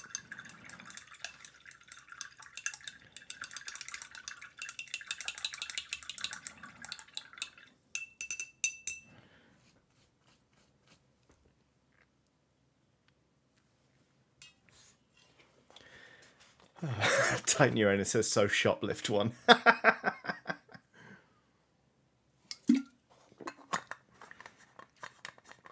Eccentric Lefty says, why no silver on bottom half? What do you mean? Do you mean all of this edge stuff? I just haven't got around to doing this bit left yet. It's actually just cream. So I stopped doing the edge highlighting because I sort of I felt like I was losing all details of the model and realised it was time for me to start working on the other bits before I push on with it. It's something I learned very early on when I was painting a Hellpit Abomination for Age of Sigmar, which is like a big, mostly flesh golem model thing for the Skaven. And I was like, this skin doesn't look good to me. And someone was like, stop painting the skin and paint some other bits. And I did. And I was like, oh, okay, great. There we go. So yes, that's what we were going to do. Go back to the trousers. West Coast Weaver says, still with the cream, Johnny. This is why you get puns. What do you mean? You can't punish me for using a colour I like.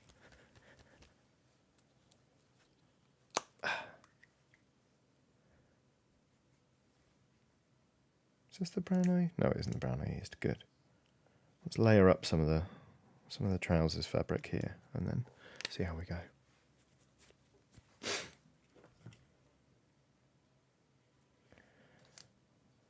In answer to your earlier question, by the way, Will, about what I'm going to paint with hazard stripes, God, I don't want to do it, but I know I ought to, so I'll try something on the arms later. Okay. That's a bit much. Well, it's okay.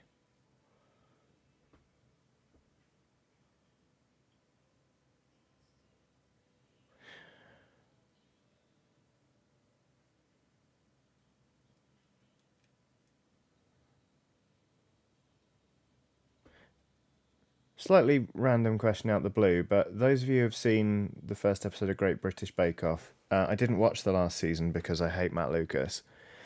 I can't stand to see him on the screen. But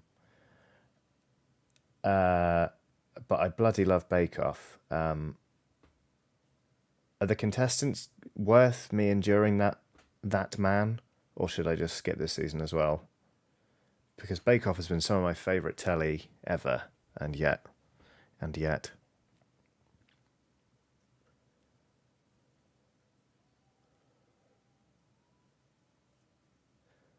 Oh, you know what? I'm really looking forward to the idea of a painting stream where we are just working on something that we really just need to get on with, and we can push each other through it.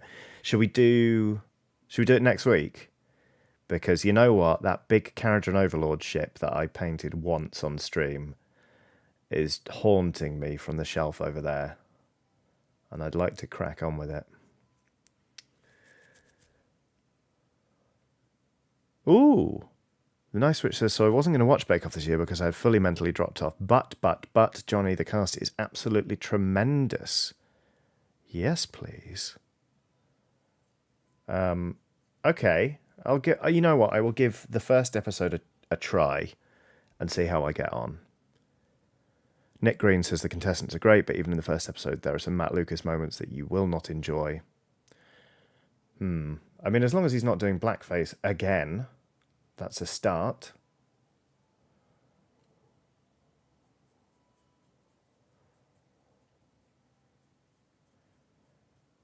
Yeah.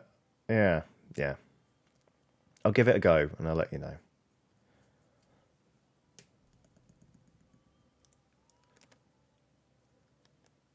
Happy Jack says, I'm all for it. I have a huge painting of a tugboat I've been working on for years now.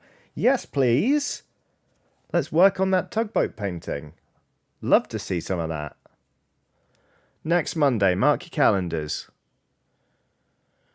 Find that crafting project that you have really been struggling with. Get it ready, because we are going to grumble our way through a stream.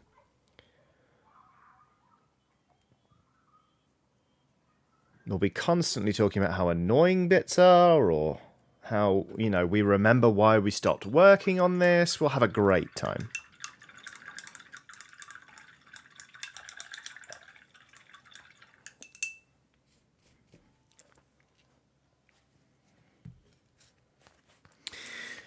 Right. What was I going to do next? Some of the flesh. There we go. Aiden Folks has a Lego Millennium Falcon to do. Yes, please. B Reynolds 376 says could do it like the first Monday of a month.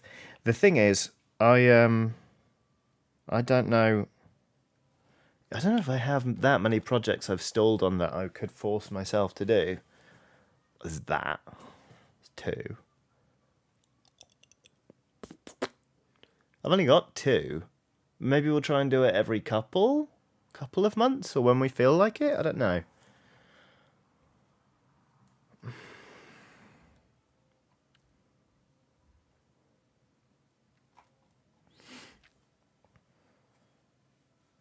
Emma Benton says, Johnny, are you telling me to shirk my work to do hobby things? Yes. Yes, I am. So there.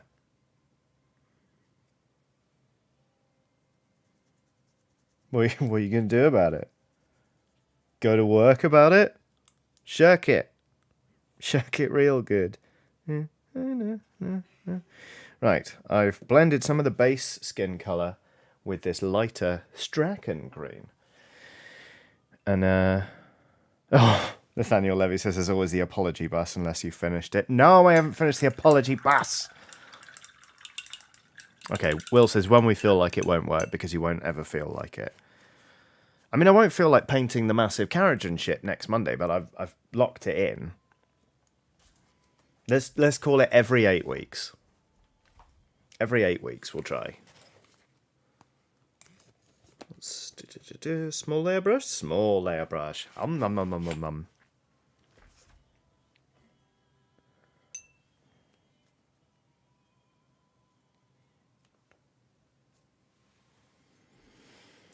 Addy, are you okay? Says Johnny in Blood Bowl. Are there any teams of demons and ghouls working together? I don't know about demons, but what are they called? Hang on, let me have a look.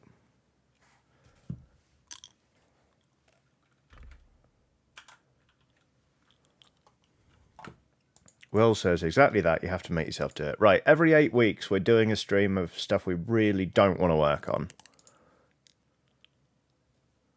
What are they flipping well called? I think there might be the necromantic horrors. I don't know if they're not really demons in Blood Bowl, but the thing about Blood Bowl is you can proxy them whatever you want, really. There are like flesh golems and skeletons and werewolves and ghouls.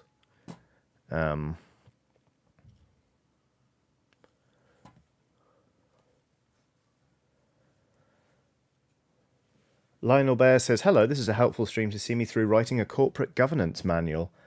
Crikey. Glad to be of help. That sounds like an onerous task to which I am not suited. So I'm glad it's in capable hands with you. But I hope sincerely that we can help out on this here stream. On this here stream. Right, so... It won't. I don't think it's going to show up on camera because it turns out this this tone I've mixed up is a very subtle contrast. But I am slowly picking out bits of this face, which is, I think, corrugated is the best way I could describe it.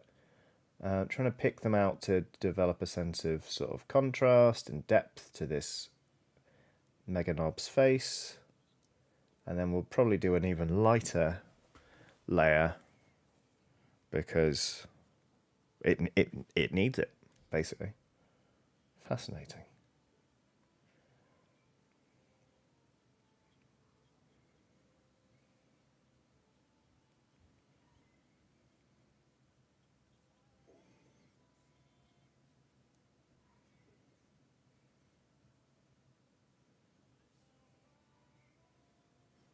There he is. Again, probably not seeing any discernible difference in that. Will says, did I miss the apology bus? I can't remember it. It's my, it's the rhino I'm painting for the Adeptus Sororitas. I haven't touched it in God knows how long. I painted it on 1 or 2 Dicebreaker streams. It's so called because I put all my sister's Repentia in it and just drive it toward the enemy, and then they spring out swinging their swords and yelling, sorry, sorry. It's quite effective, actually, from the 1 game of 40k I've ever played. That was nice. Nordfjord says, have I seriously missed 90 minutes of Johnny saying the word Meganob over and over? You have. I mean, I assume someone's going to make a dance remix of it, so I wouldn't be too put out. But, yes, I've been saying Meganob a lot.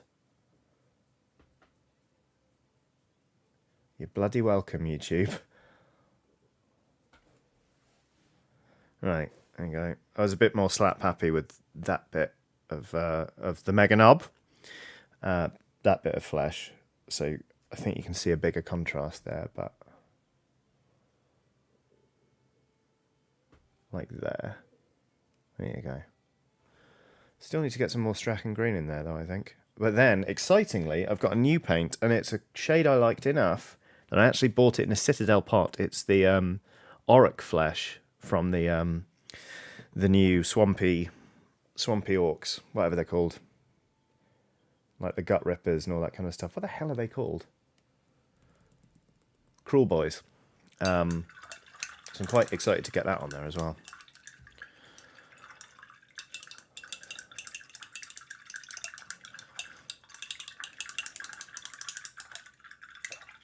Casual reminder, everybody, that my pronouns are they, them. Not he, him. No harm, no foul. I am obviously very mask presenting, but those are my pronouns. Please adjust your sets accordingly.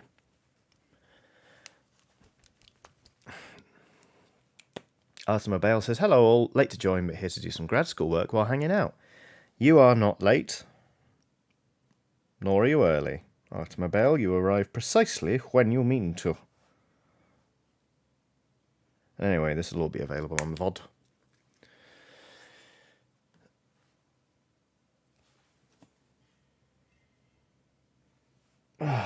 Okay, right, now we're just going in with pure Strachan green.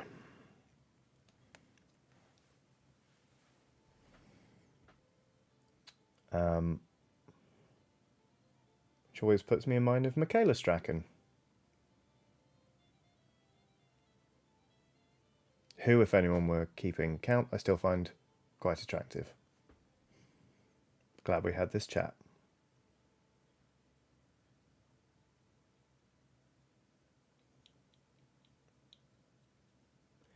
She and the other hosts just about make Chris Pack unbearable on Springwatch. There, I said it.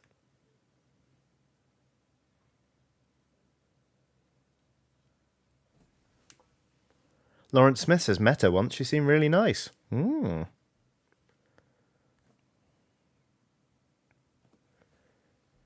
met Anthea Turner once. She was wearing a tri-corner hat because she'd just finished doing a piece to camera aboard the Cutty Sark at Greenwich in London, which is a ship I used to go to a lot as a child. In fact, I have it tattooed on my arm. The ship, not Anthea Turner. Although never say never, I've still got quite a lot of canvas left.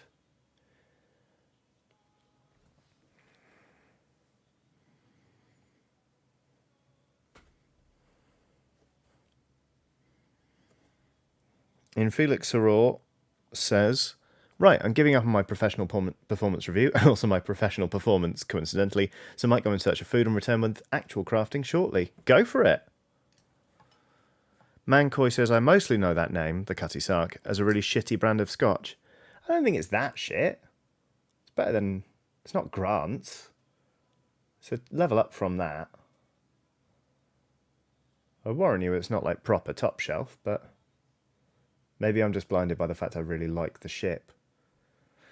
Anyway, here's how the face is coming on. Let's get right up in there. There you go. Here's how this fellow's coming together. I think it's doing all right, actually.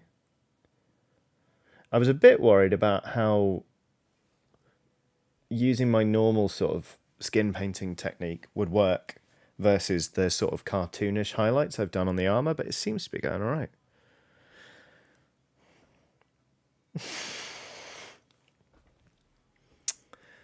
Will has said something about meeting Michaela Strachan, but I'm not going to rise to that bait, because I wasn't born yesterday.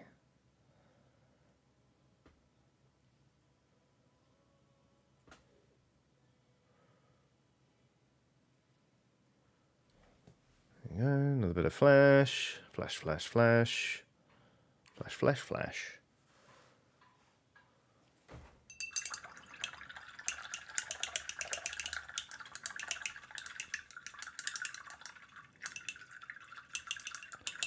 Benny42 says, am I late? No, nor are you early. Benny42, you arrive precisely when you mean to. There you go. Aww. B Reynolds 376 says, I still need to get my next tattoo. Planning on getting 3 paper cranes with splashes of colour behind them, blue, purple and green, on my right shoulder kind of area. That sounds like a very nice tattoo. You should find an artist and book it in. I'm getting my next tattoo tomorrow. which may make doing my job for the rest of the week a little tricky, because I am getting my palm done on my right hand, which is my dominant hand. But I guess we'll just see how that goes.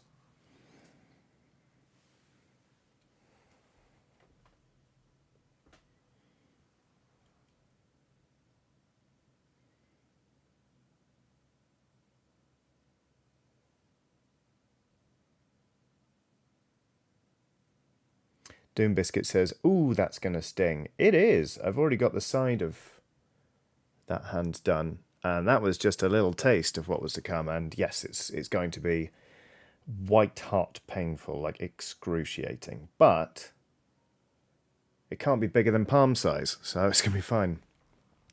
I'm getting some botanicals done. It'll make sense once it's done. I'll explain it then. Nick Jeffries on another super chat saying, by the way, as I'm now going to be able to attend the Saturday EGX Oxventure, I have just bought Luke a gift. The board game Dinosaur Tea Party? Didn't even know that was a thing. That sounds magical and right up Luke's street. HC Bird says, that's going to make a lot of things a bit tricky for a bit. We'll see. We'll see.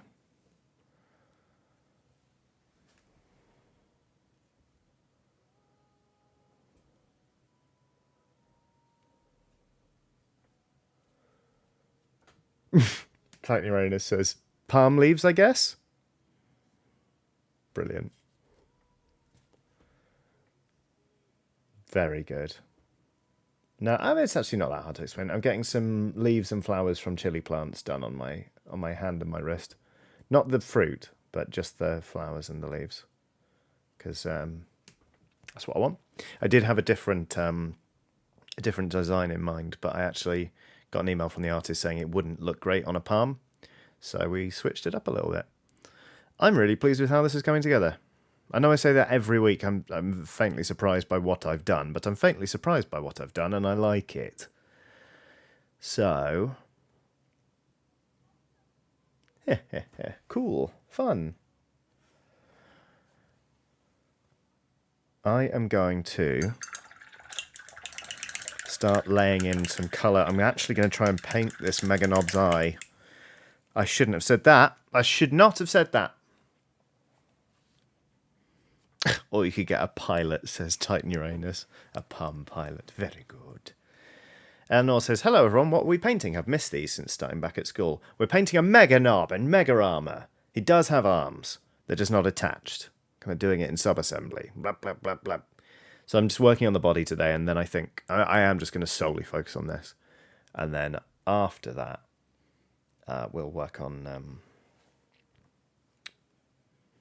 the arms.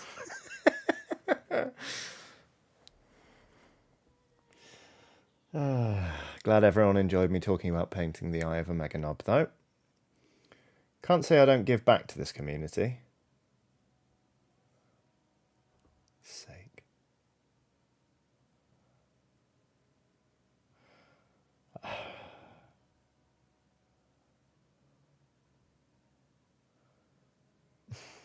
Paint the eye of a Meganob. Stupid. Can't believe I said that.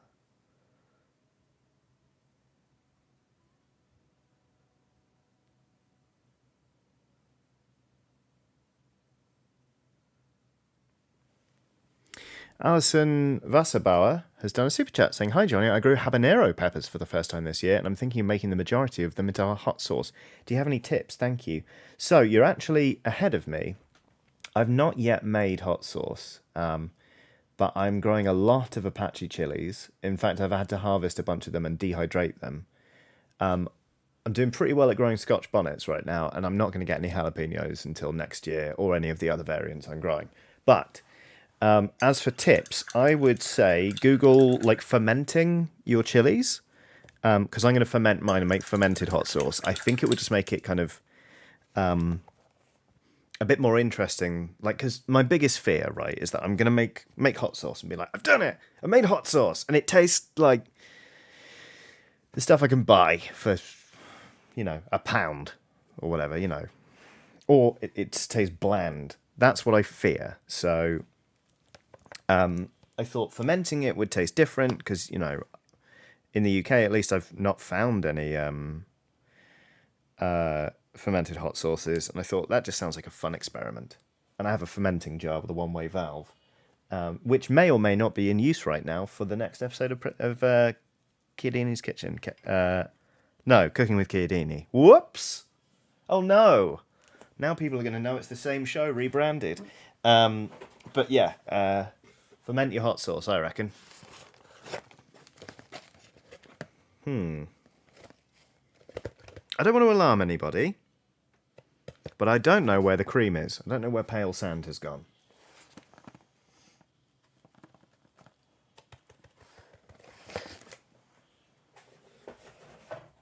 Which is about as close to an emergency as anything I can think of during one of these streams. There it is. It was behind my water. The Science Boy says Ferment Your Hot Sauce is my favourite band.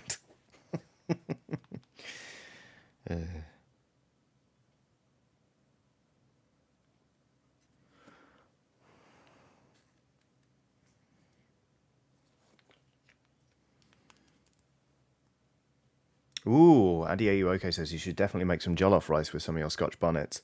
Yes, please. I've had jollof rice before and it's absolutely delicious.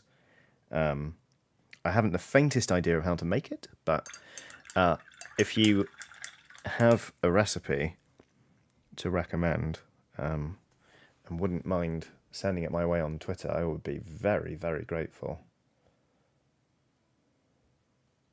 I should... yeah, I want to make something... I want to make hot sauce, but I also want to find ways to incorporate chilies into my cooking that isn't just like, I'm doing a chili! Although, my wife and I do really enjoy just frying up some garlic and some chili, like chili flakes or chopped up chilies, and then just tossing that through pasta. It is a bloody delicious meal.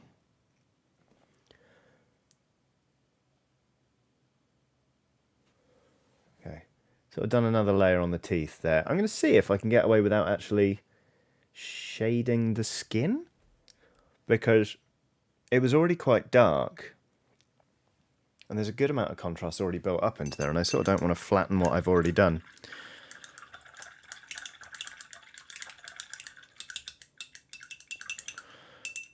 Mancoy says, I'm not sure if Ferment Your Hot Sauce has the same ring to it as Drink Your Paint Water. Oh, jollof rice is vegan as well. Fantastic. Good.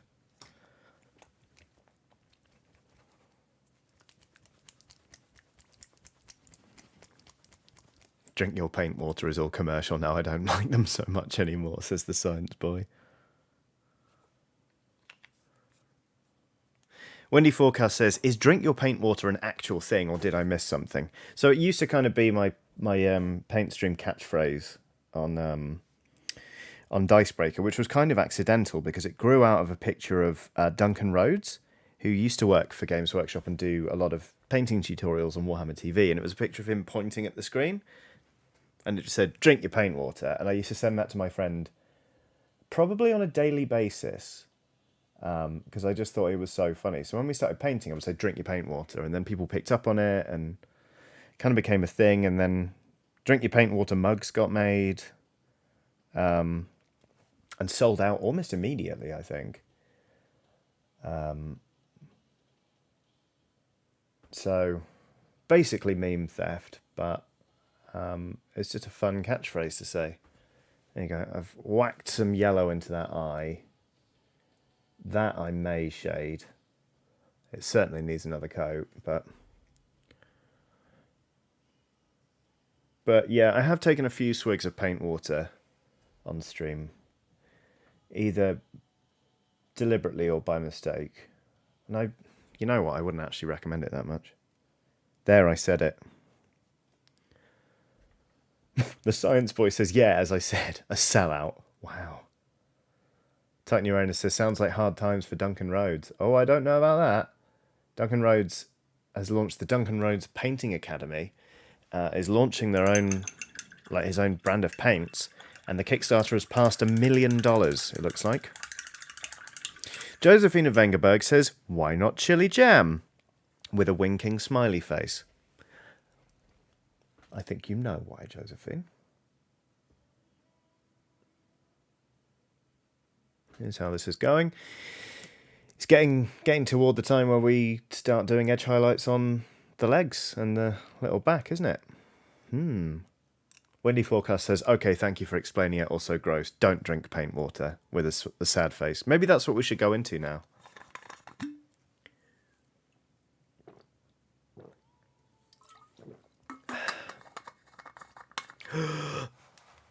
Yeah, 122 is just said to Emma Benton that Laogan Ma is so good. It's amazing.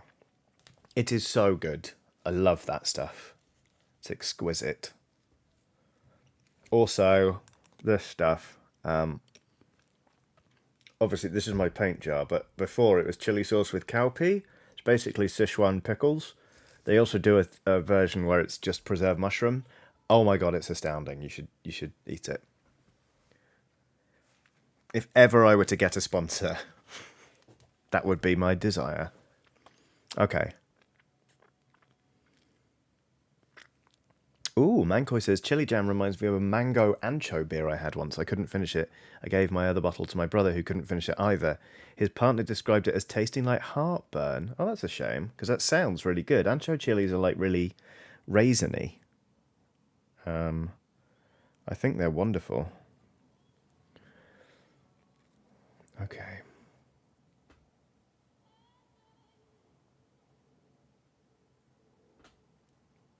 One. We're off. Now, if it gets to the point where I'm not talking loads, again, it's just because I'm concentrating on doing neat little lines. And I don't always do so well when I'm trying that. Windy Forecast says, please tell me cowpea is a plant or something and is not cow pea. Yes, do not worry. It is a black-eyed pea, I think. It's just by a different name.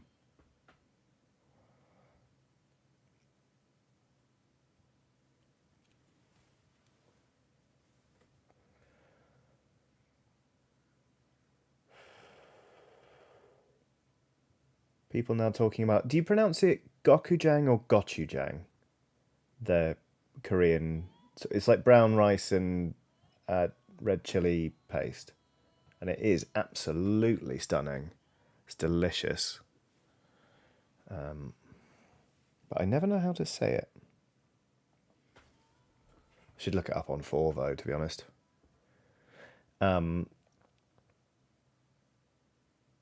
Forvo is very useful, actually. It's a website where people can submit pronunciations of different words. So if you're unsure as to how to say something, you can put it in there. They don't always have the word you're looking for, but oftentimes they do. Very useful. It's got chujang. Abadosian Chulak 2 says. Cool. Thank you. Emma Benton says, I think the second pronunciation, I like the way Eugene from the Try Guys does. Lol. I say it the way Eugene from the Try Guys does. Lol. Eugene from the Try Guys is amazing. What a human being. Oops. Oh, that's fine.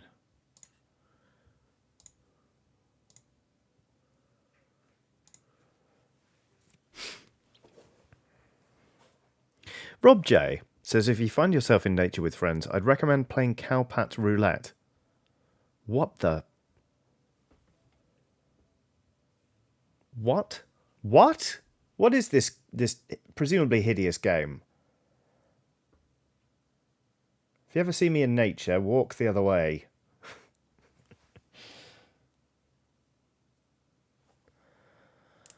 Oof.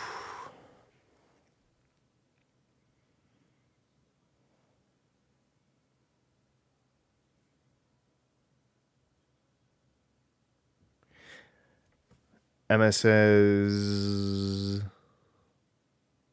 I love the Try Guys, Eugene especially. Did you see him at the Met Gala? I was so excited to see him there. I did. He looked incredible. Pleased to say that introduced Aoife to the Try Guys, and every now and then we just send each other pictures or videos of Eugene. Because, my God, he's a supremely excellent human being. On very easy on the eye.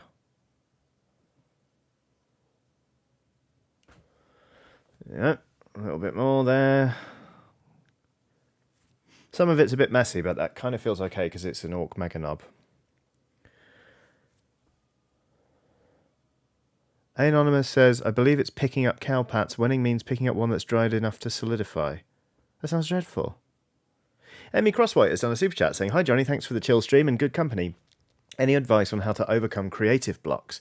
I have comic book pages to ink, but I'm feeling really stuck. How do you stay creatively engaged? Generally speaking, if I am struggling, if I'm struggling to motivate myself in general, I write to-do lists where all of the items are tiny, and also all of the items, not all of the items rather, are work related. So the first one is always have a cup of tea, or taking a couple of minutes out to pet the dog or something like that.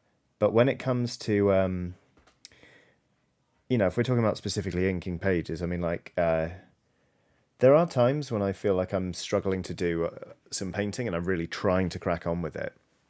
I just focus on doing one tiny bit of it. Like, I don't know how big or intricate these panels are, but maybe if you just picked like one small bit of even, like a corner of a panel or something and got that done, I find sometimes, even if I don't then do anything else and I don't come back to it until the following day or even later, having got a little bit done already makes it a little bit easier for me to come back, and it seems less daunting.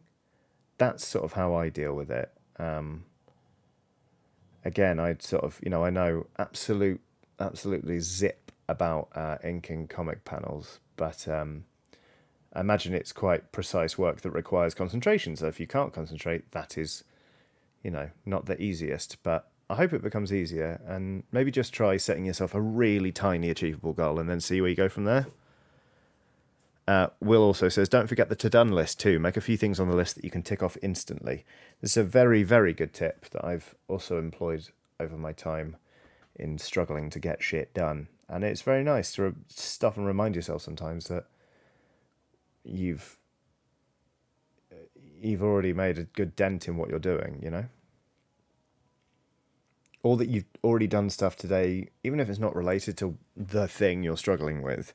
Reminding yourself that you've got shit done is really useful. That's why I, if I don't have too much on in the morning, I really like to walk the dog in the morning, because then I can get back in and be like, wow, it's only blah o'clock and I've already walked the dog. Because that's sort of a big, not interruption. No, it is an interruption. It's like, it's a big part of my day when, yeah, no, it's an interruption. That's, because it makes it sound onerous, but it isn't. But I interrupt my day to walk the dog and do something entirely for her. And, well, it's also for me, but you know what I mean.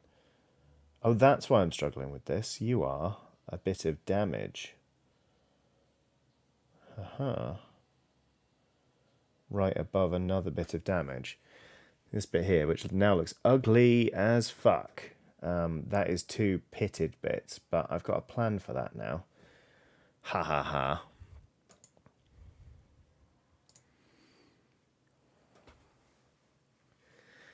Okie dokie. Whew. You can see why I stopped doing this though. It's just a lot of intricate lines. Okay.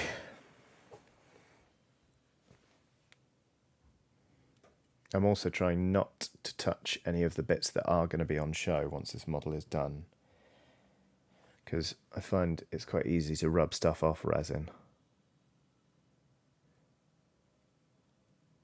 Yes, I did just talk about rubbing something off of a Meganob. Well done, everybody. Have fun with that one. Can't say I don't give back.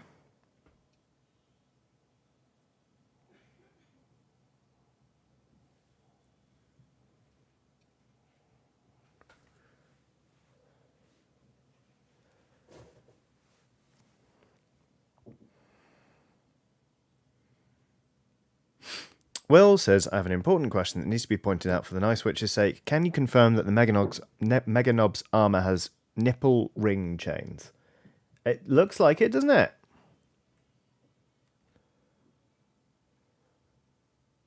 Yep. Yep. Those are pretty nipply. So I'm going to say that's a big 10-4, Will. That's Nice Witch. We have nipple chain rings confirmed. There you go. Windy Forecast says, I didn't even think of that in a dirty way until you said something, Johnny, lol. That's because you're one of the good ones, Windy Forecast. But with the rest of them out and about in this chat, I've got to stay ahead of them.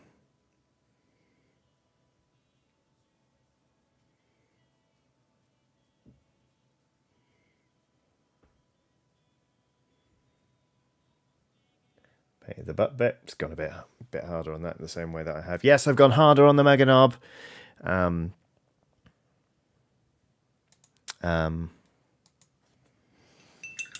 Yeah, painted that a bit more, just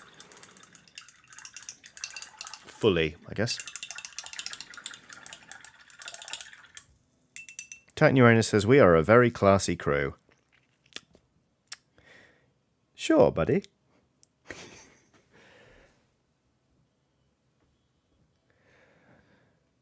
Emma Benton says, wee bit nipply in here now. Well, autumn is a-coming.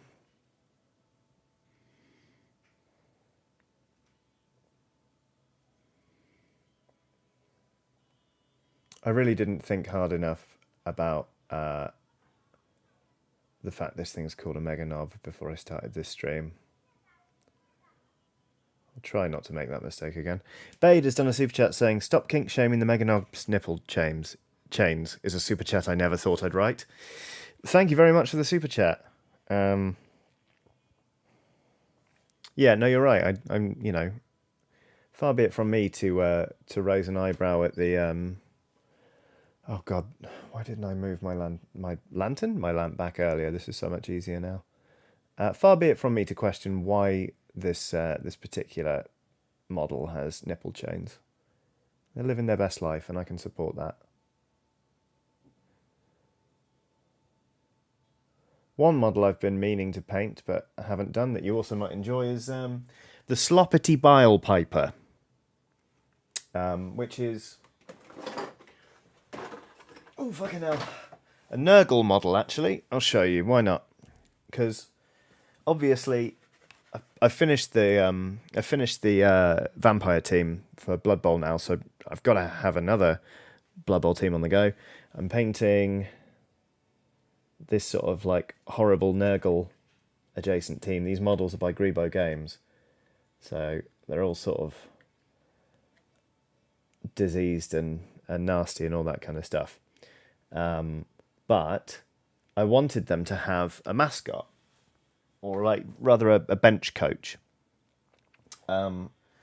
And Will's just done a joke that's actually it is the name of I'll tell you these.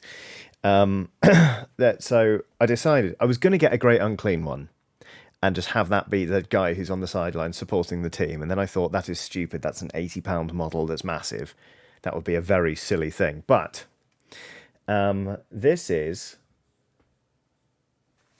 a Sloppity Bile Piper, which, as you can see, is playing a set of pipes, like bagpipes, made by like a stomach or an organ of some type, and they got a little butt. This is just the shade I've done to start off the skin, but yeah, that's the Sloppity Bile Piper. So I'm sure you'd enjoy if I painted that as well on stream. But yeah, actually that model is called Bile Piper. Will was quick enough to it, but yeah, that's the they're going to be called Bile Piper. But yes, here we go. This is, ta-da! That's sort of the test model I did, and it's all right. So there we go. Jax has done a super chat saying, Sloppity Bile Piper, I barely know her. Don't fall over, please, models. I just don't think I'm ever going to stop painting Blood Bowl teams. Oof. Okay.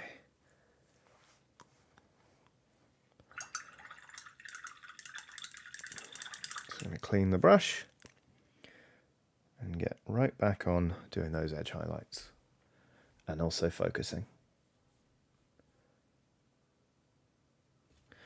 There we go. MD21 says, is the belay piper going to be another 2020?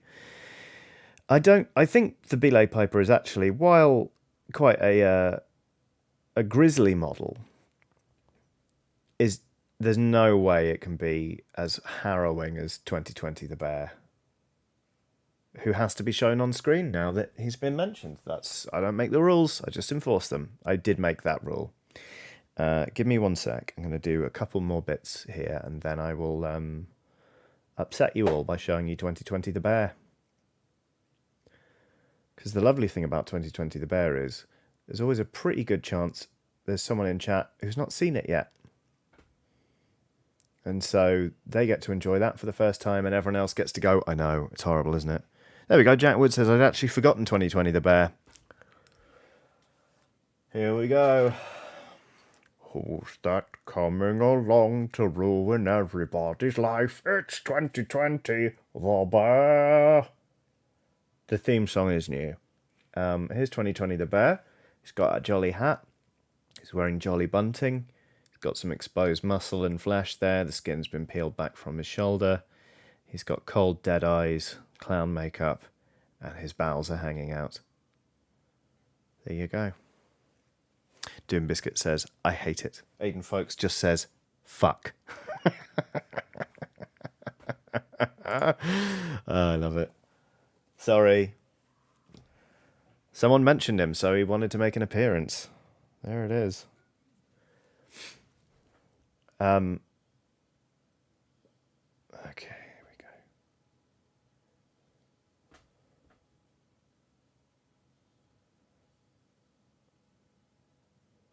Bit more wear and tear there. Need to refocus again. Oh, Christ, it's 12 minutes past 6. We didn't have a break at 6 like we normally do. Right. A break.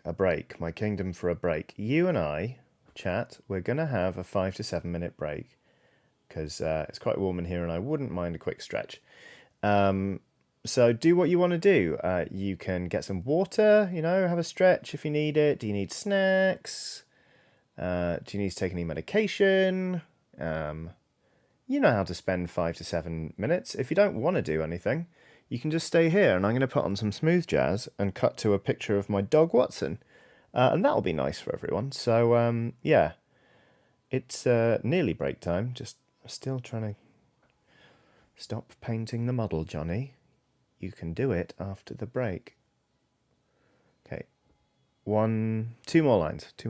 Titan Uranus has done a super chat saying, cold dead eyes, but great eyesight. Wow. That's upsetting. Okay. Oh my God. Stop it. Okay. Right. Yeah. Okay. So I've done that little boot. That's what I was doing instead of going for a break. I want to do that bit. Oh God, I can't stop painting. Just give me 2 seconds.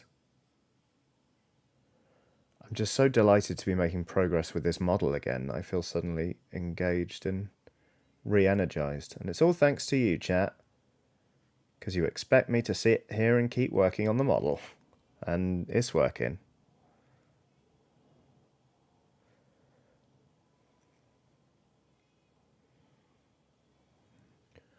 Okay. I swear to God I'm going to stop.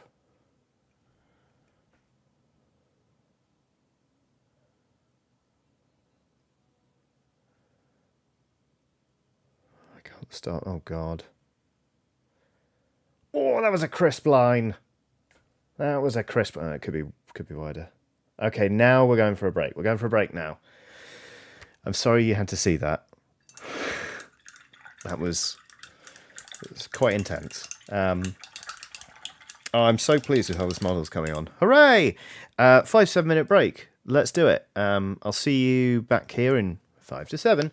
And yeah, enjoy the music and the dog. Back in a sec.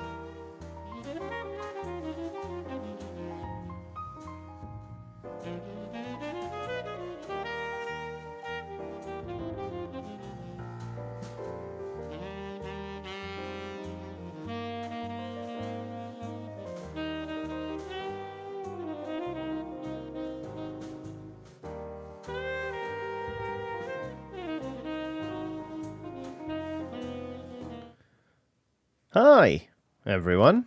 Am I back? Yeah, I'm back. How about that? How's everybody doing? Let's go back to the painting thing. Chris K's only gone and done a super sticker. It is the most alarming one that we've seen this stream so far. We have seen it before this stream so far, but who am I to not describe it in all its glory? It depicts a pear. The pear is gosh, how to describe this? The pear has a mug of what I'm increasingly convinced is blood. It's standing quite far back, almost like it's got something to hide, like a mug of blood. But unfortunately, it seems like the pair thinks we're all right with this because it keeps throwing an arm out and shoving the mug quite violently forward, so it sort of slops around, kind of going bleh, almost as if to say, "You're an accomplice." I don't know what the designs of this particular piece of fruit are. They're wearing a sports headband, which is white and red. What's the red from? Mr. Or I actually don't know what gender the pair is. Pair friend? I really hope it's just tomato juice, because I really like tomato juice. Josephina Vengerberg has... the nice witch said, no, don't do pear like this, and then said, oh, that is quite a red liquid, though, isn't it? Yes, it is. And Jack Wood says, don't forget the pear has teeth. It bloody well does. Anyway, Josephina Vengerberg has sent a sticker of a Shiba Inu that can stand perfectly on its hind legs. It then raises its paws to its mouth, grins enormously, and tilts its head without losing balance. This dog is incredibly talented. Does it have something to hide? Is it accepting the mug of blood with a sense of delight? Who even knows? Who even knows? We're through the looking hole here, people. Order some Chinese food and put some more coffee on, because we've got a lot of work to do. Also, Lucy says tomato juice has concerning implications in a world of sentient fruits. That's very, very true. I poured myself a whiskey because my throat's a bit scratchy because I talked a lot over the weekend. And I thought, yes, that's pleasant. And also, I really like this glass, which I acquired quite recently. Oops.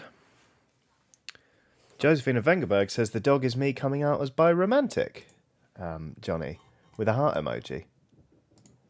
Seriously? That's amazing. And Kellic Fergak says, I've only just arrived and there are mugs of blood. Yay? What whiskey, says David Wimmuth.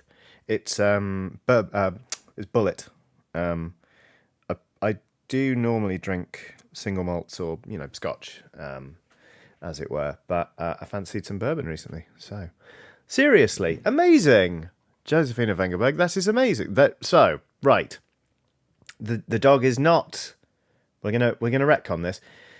Josephina Vengerberg has done a super sticker. It's an adorable Shiba Inu living its best life, balancing perfectly on its hind legs, raising its hands to its mouth, grinning and turning its head, because it is Josephina Vengerberg coming out as bi-romantic. Thank you very much for the trust and for letting us in, and congratulations. That's great news.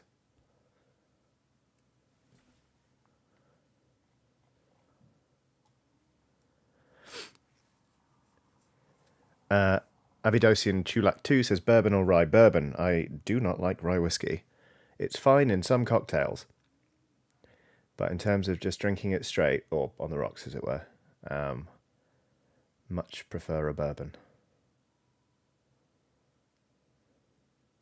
But I would say Islay single malts are my favourite whiskies, like Lafroig, Lagavulin, that sort of thing. Although Speyside whiskies are delicious as well, and they have a much softer, more interesting palate. One of my friends used to live in sort of that part of Scotland, and he looks down on me a little for being such an Islay fiend, but hey ho. I'm going to refocus this. David Weirman says Talisker. Talisker is a delicious whiskey. Balvenie Doublewood is a gorgeous... I think that's Speyside. That is wonderful. But,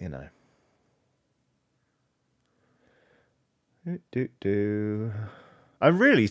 I don't know what happened to me before that break then, where I just couldn't stop. I guess I was just in the zone, which is why I missed that it was 6 p.m. in the first place. But, yeah, found it hard to tear myself away from the model for a bit there. EJ says, good evening, lovelies. I hope you're all well today. Hey, EJ. Have you tried Kill Karen? I haven't. Chaos quite reasonably says I can't drink peaty whiskies because the smell reminds me too strongly of formaldehyde and human dissections. Yep, that'll put you off all right. Southern Comfort for me for the same reason.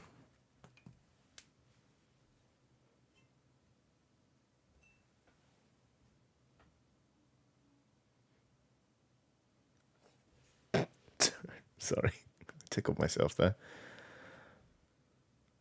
Will says, so you didn't get formaldehyde hunger? I've heard of this, where like one of my friends was a vet student, and she used to feel really awful about it until sort of she talked about it with her fellow students. But after dissection classes, she'd be ravenous, and so would other people, and they'd be like, "This is so weird. Why is it making me hungry?" But yeah, apparently it's a very real thing.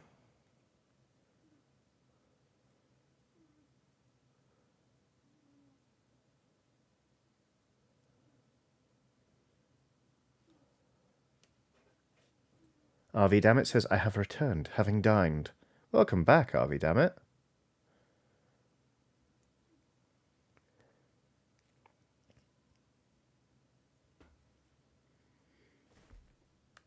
Nearly dropped my, this. Benna says, Johnny, did that pair receive that mug of blood from you? No. I promise I neither know how to animate things, nor how to gift mugs of blood to sentient fruits inside YouTube. That is beyond my capabilities.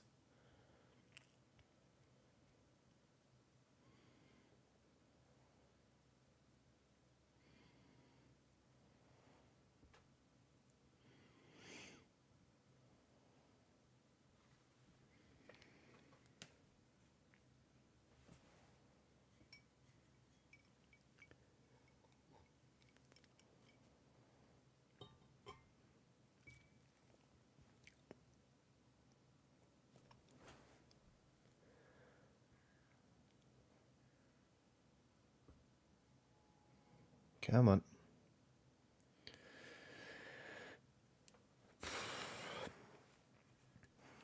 I want to talk about this particular part of the model and how it's difficult to paint, but I just don't trust anyone not to take the ball and run with it. No, I've already done it. There it is. Great. Great. Good. Never painting this again on stream. I'm going to stay away from orcs entirely. Today we're painting a weird knob shaman. Don't think so. Although I've always wanted to paint one of those because the sculpt is amazing.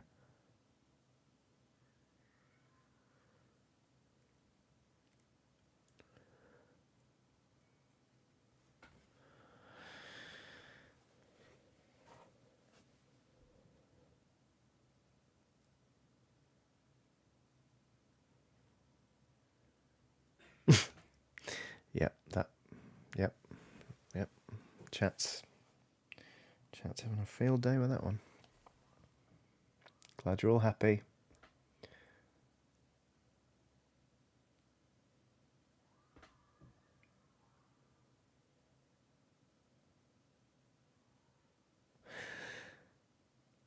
Yep.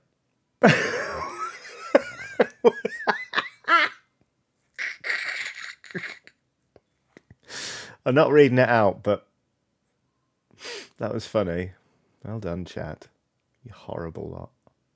So, here's something. I was kind of looking over this model during the break. I don't really like this very light blue wire, so I think I'm just going to shade it very selectively.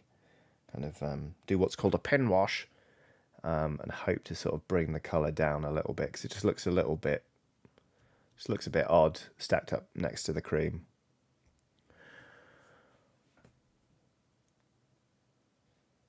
Oh my god, Titan Uranus says, to be fair, this model does cry out for a pair of truck nuts. That's a blast from the past. Wonder if that business is still going. For those of you unfamiliar with it, it's basically you could just buy a pair of... You just buy a realistic looking scrotum and, you know, sort of balls to hang off the back of your truck. They were called truck nuts. Will says, I was going to say, actually, I'm not keen on the green wire. Like the Ork is green, it feels out of place. Yeah, I know what you mean. I was thinking about making it super, super bright, kind of like the highlighted bits on the Skaven warp thrower. But I think even that might be too much. But it's good to learn these things. They still exist. Wow. Wowee. Truck nuts. Still a thing. Addy, are you okay? Says, wow, what a sentence to come back to. Yeah, sorry about that, pal. We move swiftly in this chat, you have to say.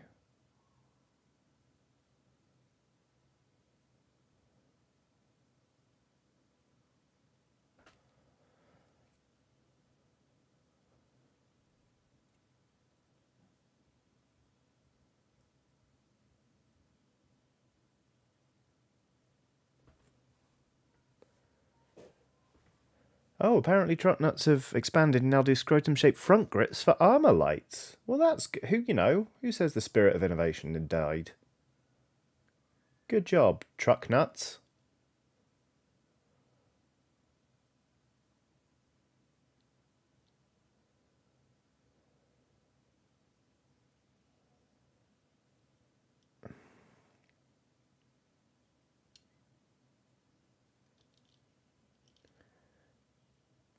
Okay, keep going.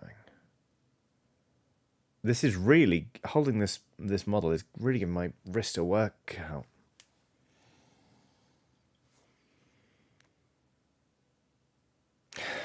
Fuck. This model is made of resin and is heavy. Will says the spirit of innovation might not be dead, but from the sounds of it, God is. Yep. Yep. Fucking hell. Can you imagine if I'd tried to paint this while still part of Dicebreaker? Wheels would have been hospitalized. His lungs would have exploded.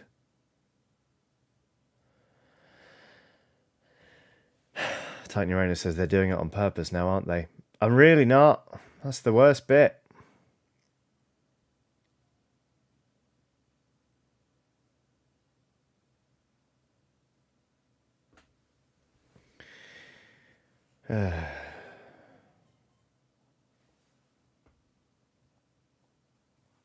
Let's run away. Join an offshore fishery. Be like that 90-something-year-old woman just throwing lobsters into the sea.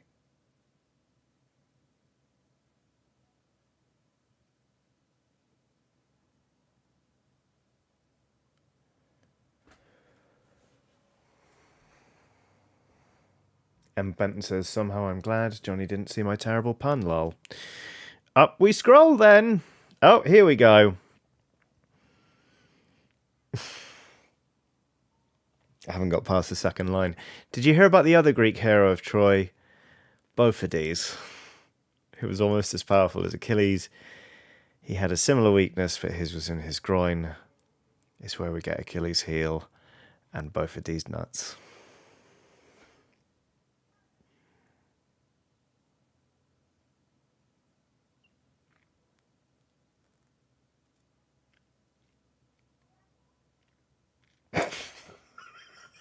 It's good. It's good. I'm not even mad. It was solid. It was a good pun.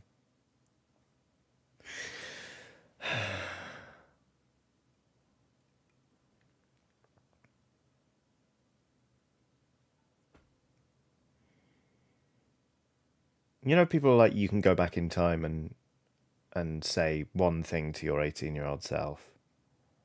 Can you even imagine? I'd be like, all right, kid, listen up. You need to start practicing puns about bollocks, and you need to start doing it yesterday. Trust me. It's going to launch your career.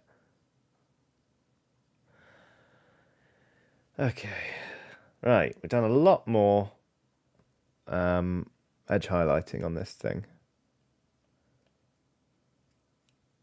That's a more obscure one for you to make there, chat, but I believe you can do it. There are some experienced punsmiths among you. But, right, once I've done this bit in here.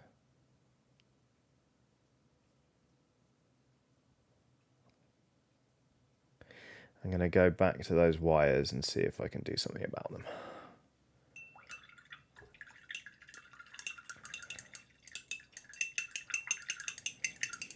God, this has come on quite fast though. I thought this model was going to take me 400 years to paint, but well, I haven't really been keeping up working on the arms. Still.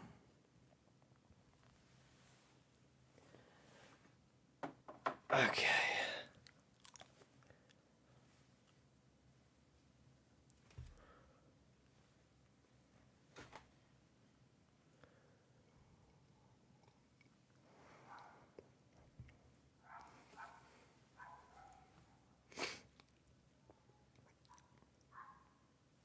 Okay. First off, I'm just going to pin wash that. We're going to clean the brush a bit more. We're going to pin wash the... Leah Therese Totland says, now you really are doing it on purpose. I promise you I'm not. I'm just... Honest to God, when you do something like this for a living, you just develop a sensitivity to puns where you can... Because you're always paying attention to what you're saying in case you say something that needs to be corrected, like you've got someone's name wrong, or you've misremembered something, or you've accidentally said something crude. You just train yourself to get ahead of it. And I'm painting a Meganob. It's a minefield out there. Like, I don't know what I was thinking.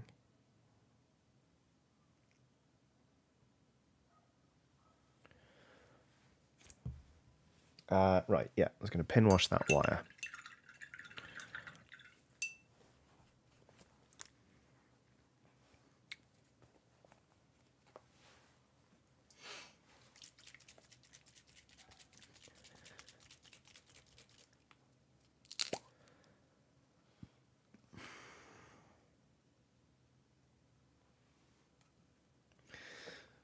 Okay.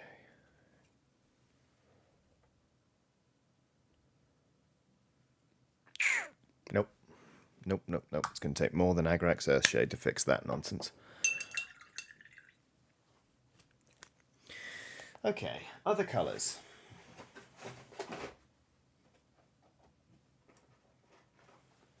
Yellow. Where is my other yellow gone? Huh.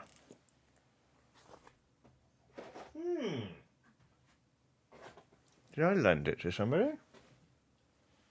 I haven't used it recently. Okay. Never mind, we'll just use the gold yellow.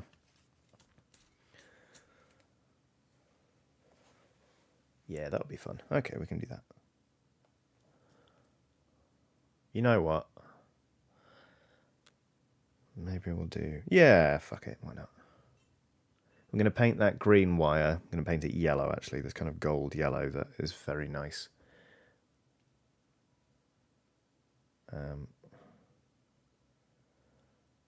Because, yeah, it's not doing this model any favours to have a green wire when the skin is such a dark green. I'm just going to take a few coats, though.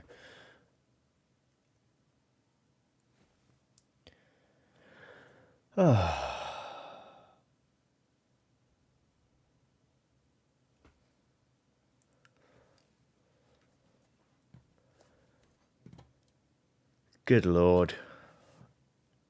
Chat's really off on one, isn't it?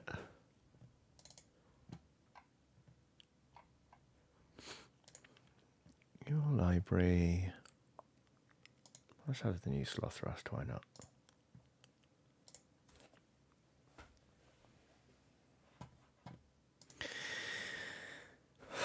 Okay, right. Some of you are reaching with these puns now. Maybe let's wait until another one comes up organically rather than trying to manufacture them. You know, you're at your best when you're doing fewer puns that hit harder.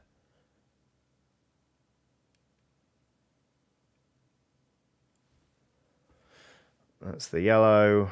Looks a bit better. Maybe I'll shade it to make it a bit darker, because right now it probably sticks out. But is that a bad thing? I don't think it's terrible.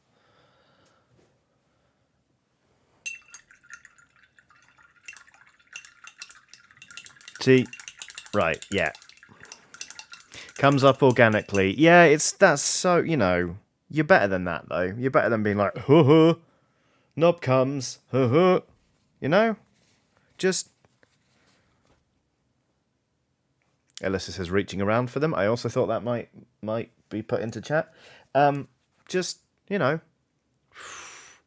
Like Savras Dartmoor says, you're a pun-away freight train right now. That's an excellent pun, and that came out of nowhere. That's the best pun I've seen in the last 10 minutes. You know? Just ease off for a bit, and you'll be back stronger than ever. I believe in you, chat. Let's see. Ooh. Oh, that's blood for the blood god. No, that won't be going on a wire. That's difficult. Pun-away freight train. Pun-away freight train. Chaos says, completely unrelated, but have you made any headway on the PO box yet? It's on my to-do list to call them again this week. Because, yeah, that needs sorting, doesn't it?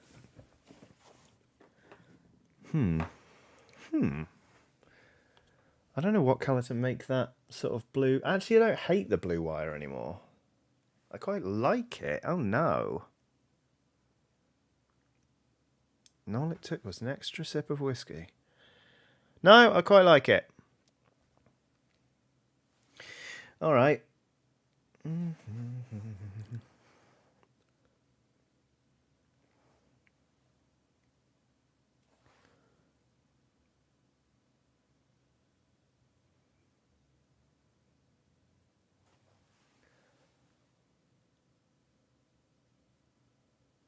Okay. Well, says, I think the blue wire sings as a contrast to the yellow. I think, yeah, getting rid of that green has helped a lot here. Right. A bit more in there. We're alarmingly quickly chasing down a sense of completion here. Because I just really like the overall effect. And I'm getting to the point where I'm like, if I just keep pushing at this, eventually I'm going to fuck something up. There was one thing I wanted to do, which was go around with a bit of a dark brown, and yeah, we still need to do a bit of that, but that's fine. All right, I'm going to try and blib a tiny bit of black onto the eye of this this model. Let's get a little teeny tiny brush out, shall we?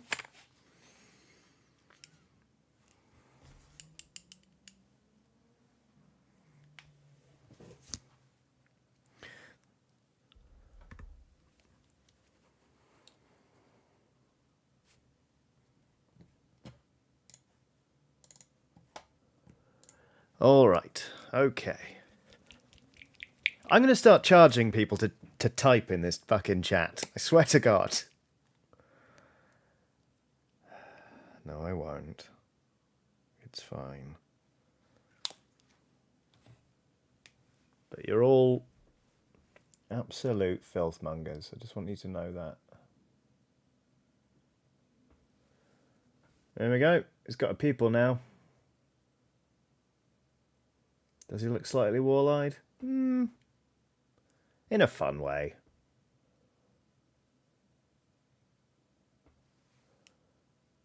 Okay, there we go. Could be a lot worse. I'm really pleased with this. Oh yeah, and we didn't even do the final highlight on the skin. Whee!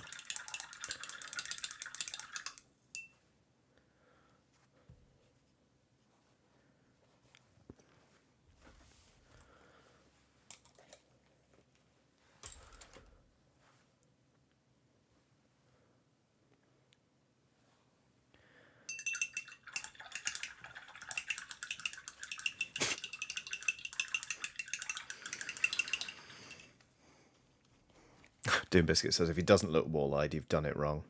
Fair. Okie dokie. Time to try out Ork Flesh. I'm very excited about this colour, actually.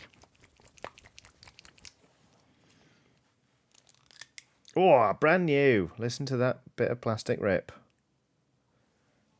Please don't have a horrible consistency. It doesn't seem like you do. Hey! What a nice paint. My whiskey glass is dangerously close to my paint water.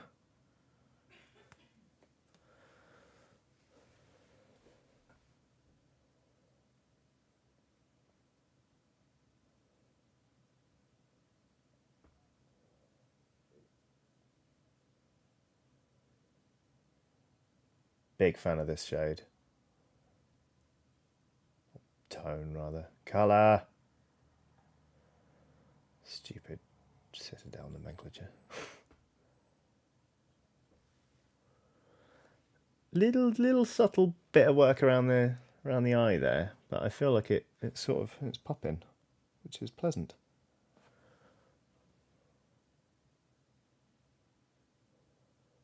I'm actually going to see the friend who sent me this model on Wednesday. I'm unlikely to get it finished by then, but it would be nice to give it over as a little gift. But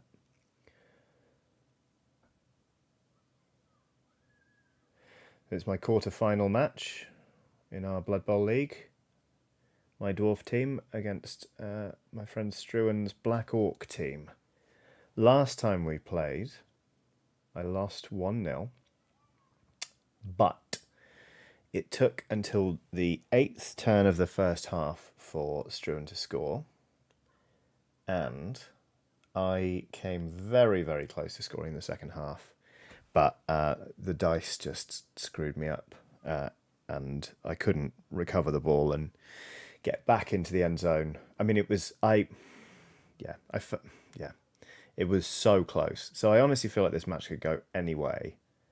I'd love to get through to the semi-finals, but let me tell you, Struan plays an elegant game of Blood Bowl, so I'm not mega confident, but hey. Right, that's the face done.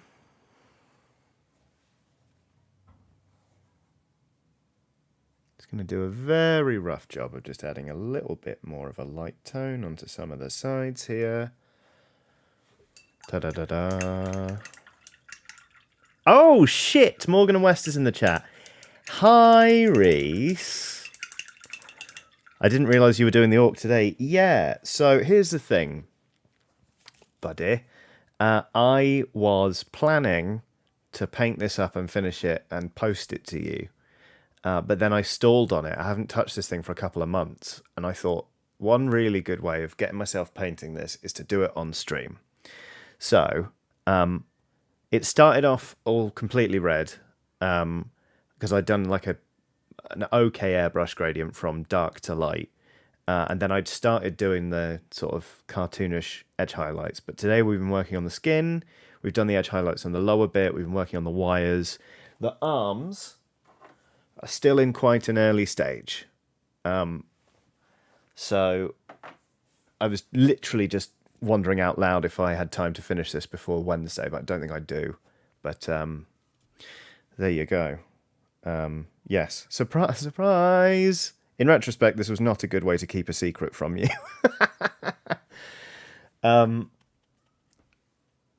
Benny42 says, Johnny, I think you should try Gaslands. It's a racing game but with guns, and of course it's tabletop. People usually get Hot Wheels cars and then 3D print / add guns and paint them up. Pretty fun.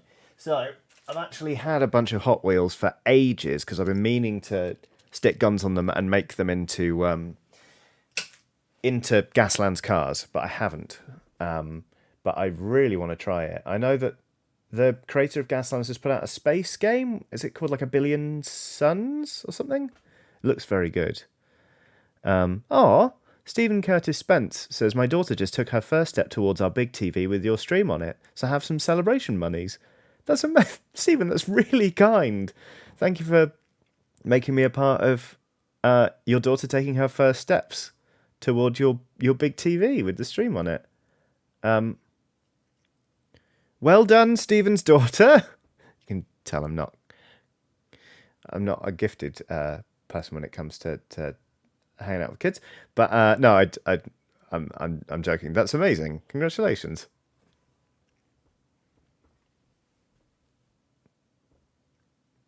Oh, some love for A Billion Suns going on in the chat. I kind of assumed it would be good. I saw some very positive chat about it in one of the Facebook groups I was a part of. I've now left Facebook, and oh my goodness, it's done some wonders for my mental health. Although I'm now discussing wargaming a lot less on the internet, which is...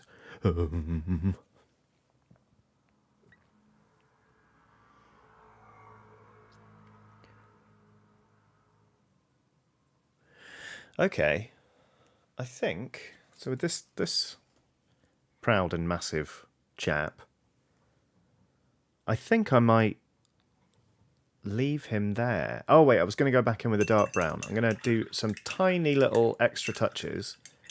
Because, right, you see here on the chin, this bit here, the brown above the white was actually a complete coincidence. This is where a load of shade pulled. But I know for a fact that that is a way some people who paint, say, Space Marines will do like battle damage. So they'll do a little bit of their highlight colour and a little bit of Rhinox hide, or in this case Dryad bark. So I'm going to try it because there's a couple of bits here that look a bit, and I want to see if I can make them look a bit, you know? Okay.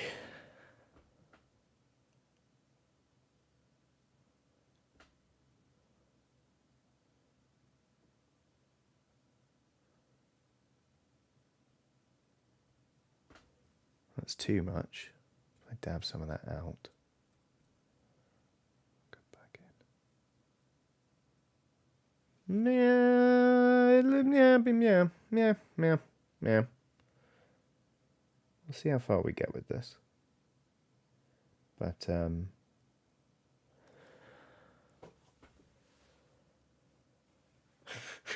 Jack Wood says give them the Choose Goose treatment.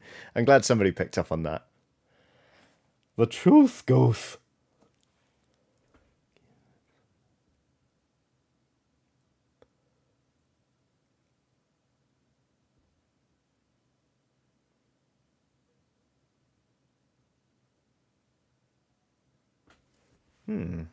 So little touches in there to kind of there to emphasize it. Well, it's a bit clumsy actually. It doesn't look great. So maybe I won't do this. Maybe with the sort of hour and 10 we've got left, we should just start working on the arms. Benny42 says, my Gaslands vehicles is a Back to the Future DeLorean with an arc lightning projector and an A-team van with a lot of guns and grenades. Okay, that sounds pretty great. Okie dokie. Folks, which arm are we going to work on first? Do we want the big old shooty gun, which has had a bit of paint chip off on the shoulder there? I'll have to fix that. Big old shooty gun, or big old grabby crabby claw? Cast your votes now. We might get time to turn to the other one. We might not. We'll see.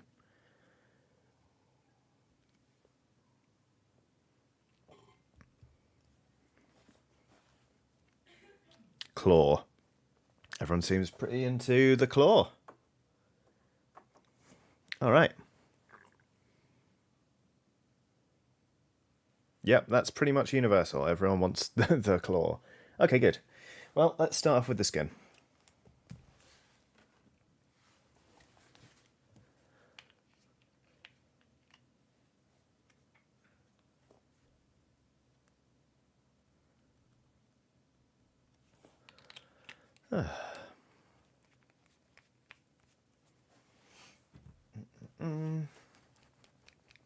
Hazard stripe claw. Yeah. It's got to be done, hasn't it? I have never attempted hazard stripes before. I'm going to do the flesh on this arm, but then I promise you, next step, we'll do that. Any tips? Do I do yellow first and then stripe black over it, or what? What we going with here? Well, actually, I've mixed a load of paint there together, so I might actually do the skin on the other arm as well.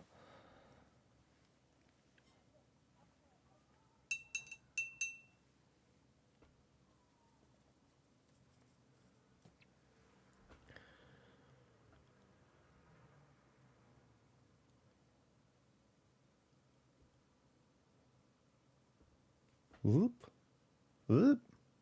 Martin Stewenberg says, there's a super chat saying, "Hey Johnny, first time I saw you on YouTube was you and Aoife playing Theme Hospital when I was in hospital. Very fun video still." Wow, that must have felt appropriate. Hopefully the hospital you were in was better than the one Aoife was running, because her janitors did give her a hard time, actually. They weren't doing their jobs. They kept striking. She kept giving them pay rises, and they kept doing it again. But whatever it was, I hope everything went smoothly and you recovered very swiftly. And yeah, I hope it was a nice hospital rather than the weird nightmare. Yellow first, then black. Seems like it would show better, says Nathaniel Levy. Jack Wood says, yellow first is definite. Painting yellow over black is the path to madness. Yes, that makes a lot of sense. Oh, God, this is going to be interesting, isn't it?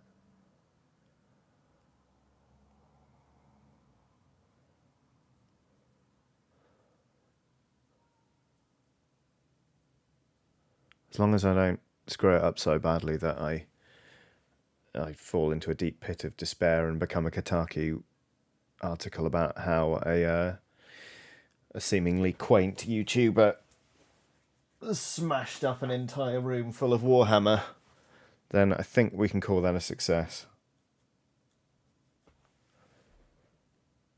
Actually, I've never smashed anything in anger. I don't even know why I'm joking about that.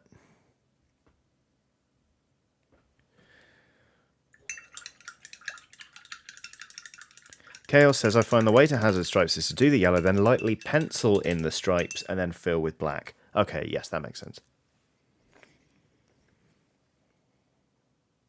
Good idea. Because consistent stripes is where I'm worried about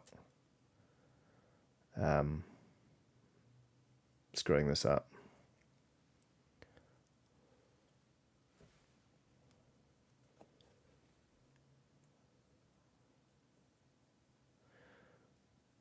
Okay. Once the skin layered up there, we're going to leave that for a bit. Start with narrow lines so you can get the spacing right, and then thicken them up. Don't do the full chunk at a time. Very, very good idea. Thank you, Will. I am, before I do any yellow though, going to bring out The Deceiver Heavy Orange by Vallejo. Because is it heavy orange? Is it fuck? It is salmon pink. And it provides a great base for yellow. I'm going to get a larger base brush out.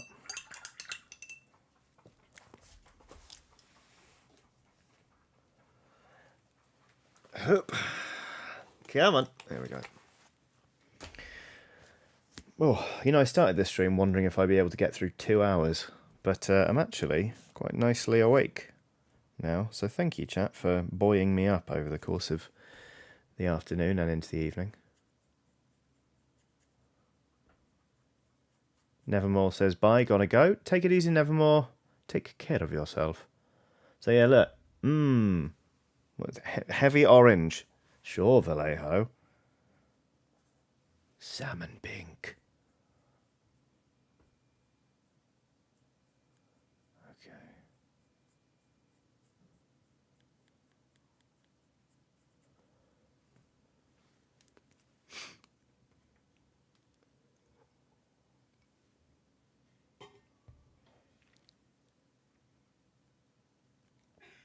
A bit in there. So what's everyone got planned for this evening once this stream wraps up? I'm going to make some dinner. I'm going to check in with the thing I'm working on for cooking with Chiodini. I know that's probably it. Might play a little bit of Deathloop. Might try and get an early night, so I'm up early tomorrow. Doom Biscuit says, if that's orange, I'm a polecat. Well, exactly.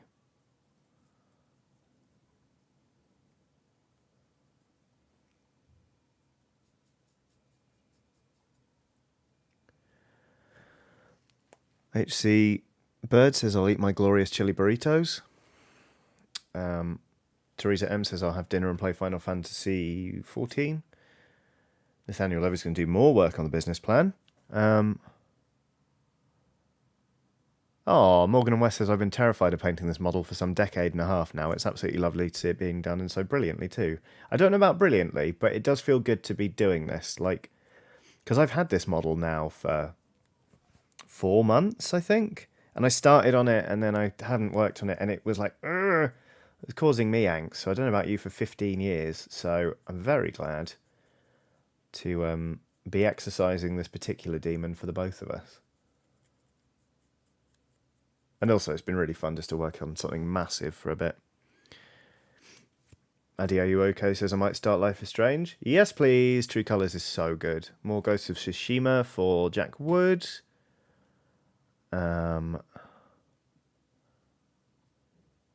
Zizthris says, I think I might feel a bit crap and then go to bed. I'm sorry to hear it, Zizthris. I hope you don't feel a bit crap.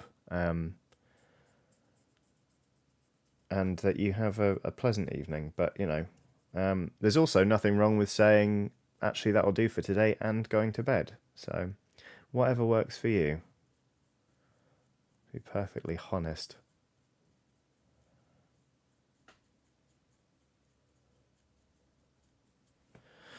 Lovely heavy orange. Bloody Sam. This is starting to look like, what's the princess with the enormous claw in She-Ra? The one who works for the baddies.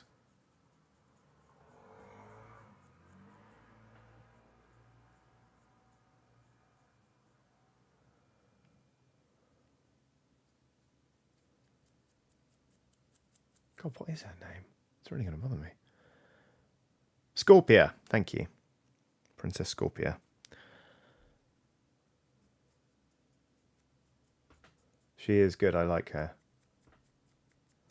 When she goes to the princess ball. And that. A good show with a banging theme tune. Eccentric Lefty says, Johnny, you watched She-Ra? I haven't kept up with it, but my wife and I watched quite a lot of it toward the end of last year.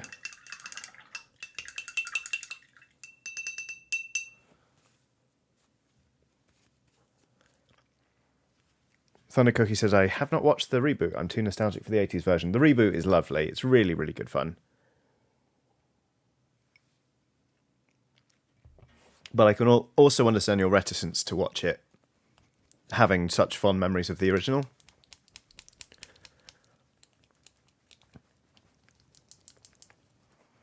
Here we go. Golden yellow.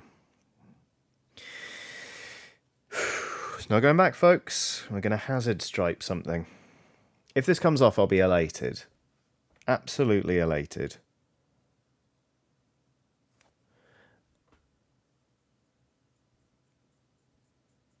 Oh, this is going to take 2 coats easy.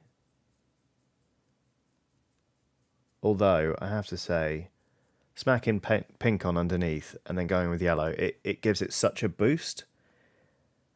It's still not perfect, especially since this gold yellow from Vallejo is quite translucent in a weird, slightly like oleaginous way. But it really does help.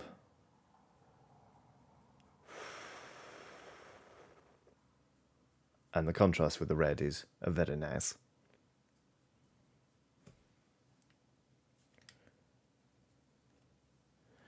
Loki Akai has done a super chat saying, for your bib cleaning bill, don't want to track paint through your beer garden.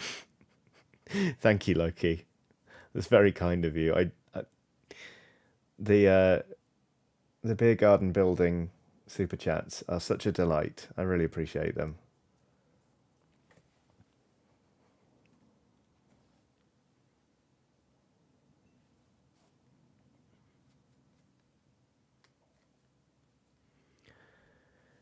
Okay.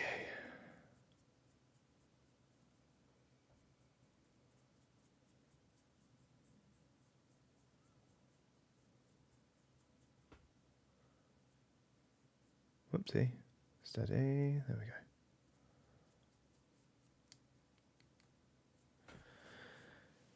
Then is the focus completely off on that? There we go, it's a bit better. But it is just quite bright, isn't it? You can see it's slightly like mottled, the yellow, because it is slightly it's quite translucent, this paint. But we will give it another go, another pass, and try and just firm it up a bit. But if it looks a bit scrappy, then it looks a bit scrappy, you know.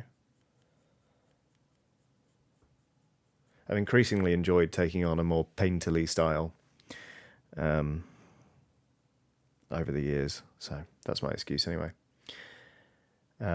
Nice Witch says, I got a dip. Thanks, Johnny and Mods and chat, for always kicking off the week with the chillest and funniest streams. Take care, everyone. Have a good one, the Nice Witch. I hope you are well and that you have a cracking evening. I will let you know if I end up watching Bake Off.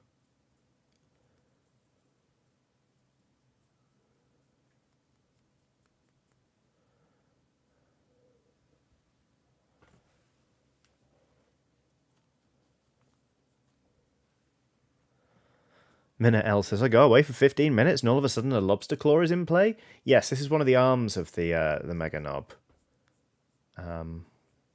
We're going to try and do this in hazard stripes, which I find a little bit intimidating. But the good news is, never having done this before, once I've done it, it'll be the best I've ever done it. Thomas Ford says, I myself am off to the gym. Have a great evening, friends, with a heart emoji. Have a good time, Thomas. Don't forget to warm down as well as up. Because, I always forget that. And it sucks. One of my favourite things, actually, about training regularly in Karate Dojo was that we would all warm down together and sort of have a chat, and people would be stretching out, and we'd just decompress a bit. And sometimes my instructor would pull me aside and be like, this thing you were doing earlier, like, have a look at this, like, sort of stuff like, I didn't get to say this during the lesson, but it's nice. Sir Anthony of Hawk says, taking advantage of the close-up to study Johnny's beard. Soon I will learn all its powers. Its powers are mostly retaining things that I've eaten, or not eaten, as it were. So, no, spoilers on what's coming up at the test at the end of term, but that is it. So that's after one coat. It looks better on stream than it does in real life, so I am going to do more. And that's not just me trying to put off the bit where we slap some paint on there. Okay.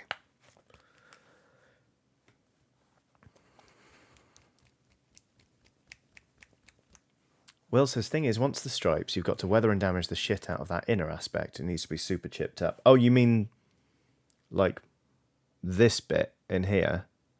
Yeah, I can see why. And we'll get to that bit once we've got to that bit. And I will be very, very appreciative of any tips once we get there.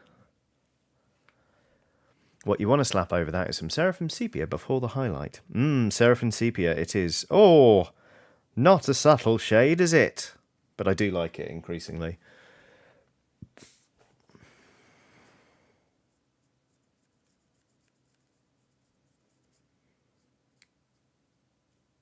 For those of you now panicking about there being a test in chat, it's solely if you're explicitly trying to uncover the secrets of my beard.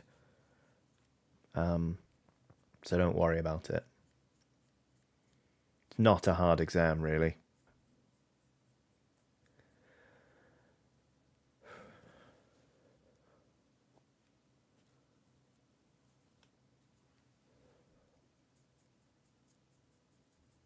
There we go, that's better. This better not make me want to start a Glimspike Gits army, because frankly I do want to start one, but I'm not allowed another Age of Sigmar army, because I haven't played Age of Sigmar in over 2 years.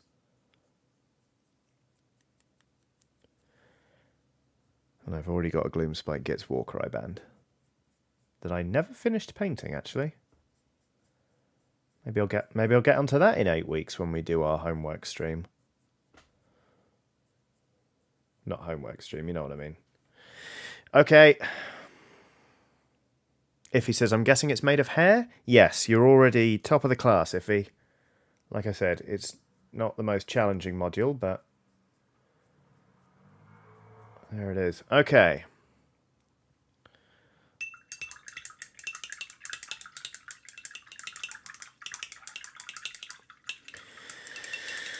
Okay.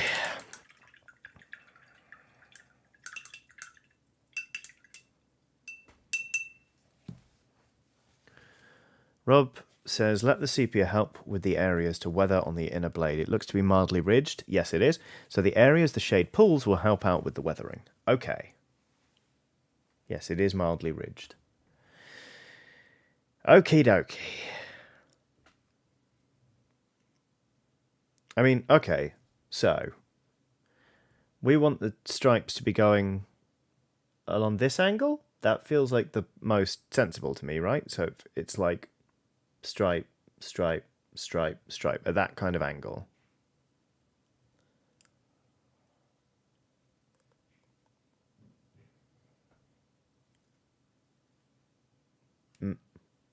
From along there, right?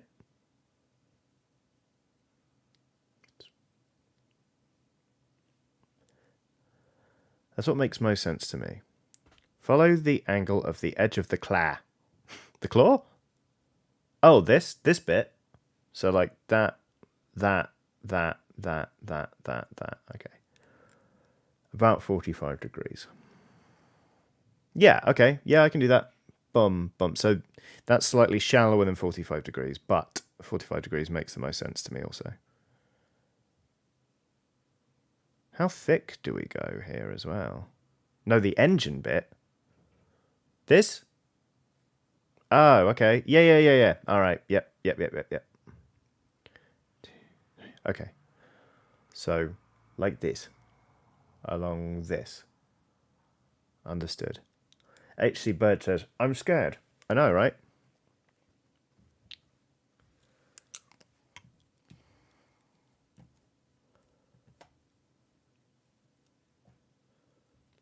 Addy, are you okay? Says, I think I'm more nervous than Johnny. I know. Oh no, everyone's now making fun of Will for calling it the claw. Do you have masking tape? Probably genethical, but that's not how we roll.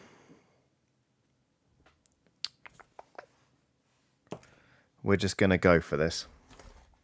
Oh, I do want to find a pencil.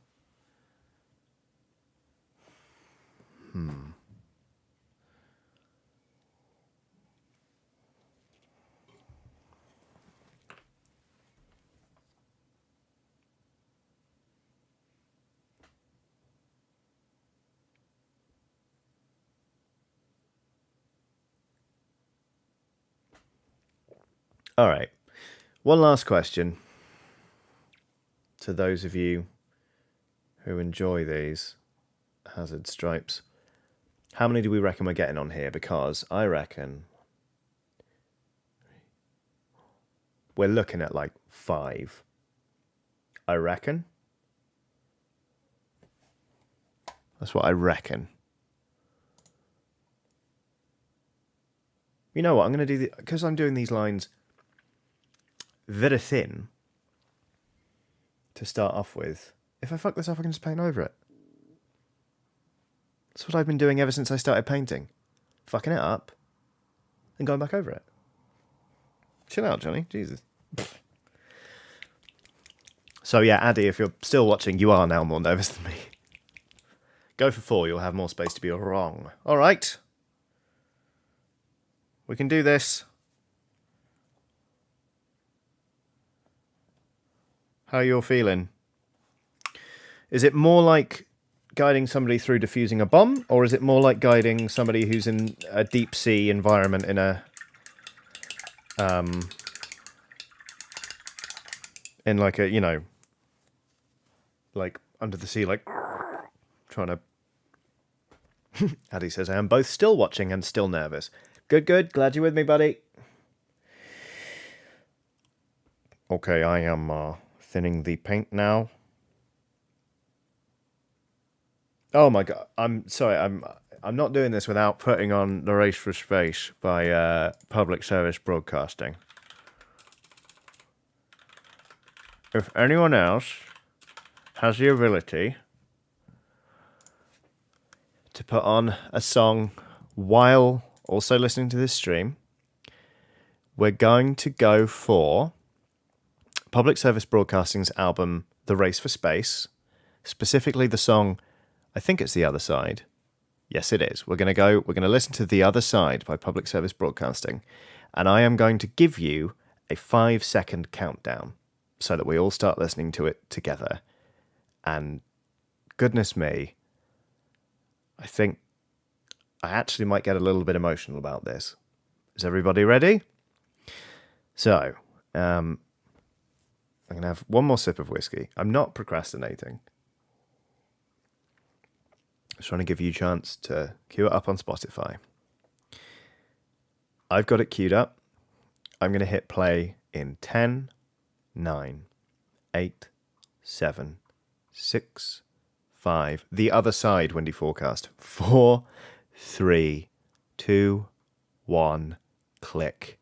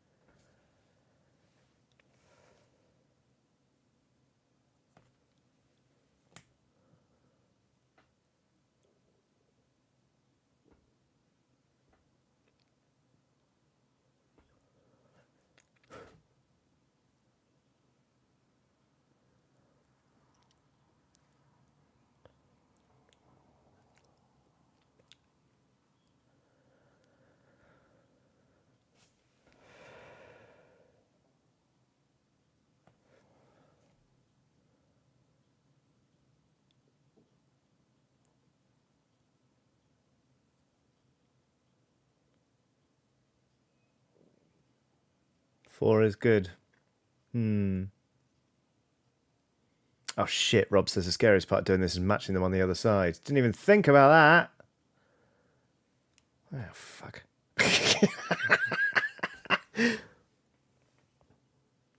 Will says, wait.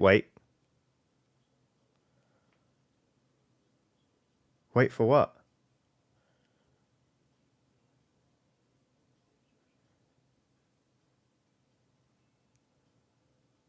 Science Boy says this is even better than Drink Your Paint Water's first album.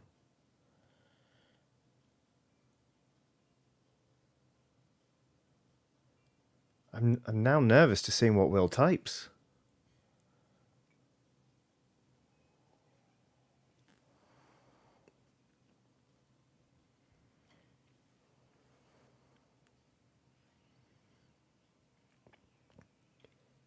You were going to suggest going in the opposite direction on the cutting side so the hazards complement each other. Oh, okay, so, yeah.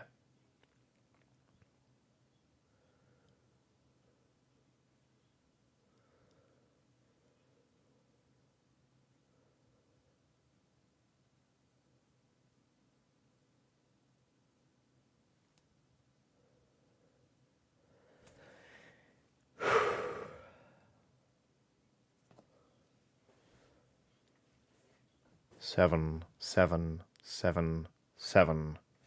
feet per second. The cutting side is the weak law. Yeah, no, I know what you mean. I want these to go the same way.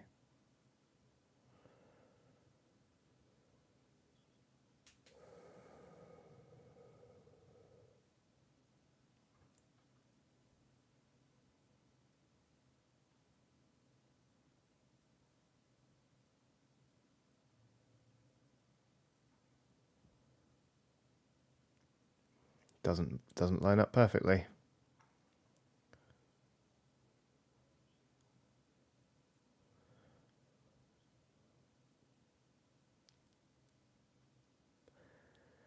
Okay.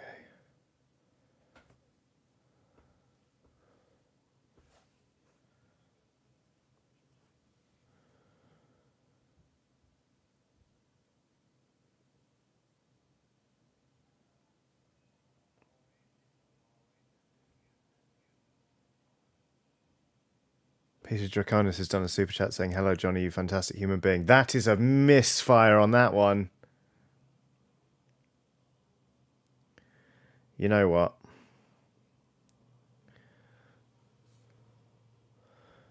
I think people are right in saying I can just connect the stripes down there and use that as my jumping off point.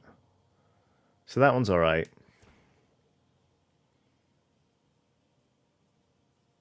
We did it, gang! Because look, that rubbed off. Mostly. And I know that I've just got to connect those two corners. Okay, that's fine. Oi, oi, oi, oi, oi, oi. Don't worry, everyone. Yeah, sorry. Peter Draconis says, "Hello, Johnny, you fantastic human being." Hello. It is nice to see you.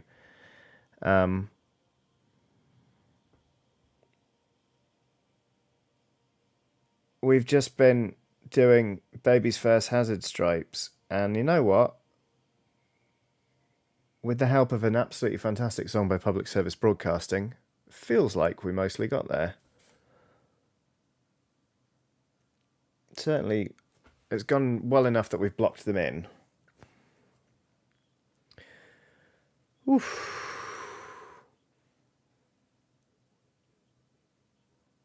Was that anyone's first time listening to that song? Because my goodness, that album's brilliant. And now, we're going into a really nice chill song, if you're still getting the album playing.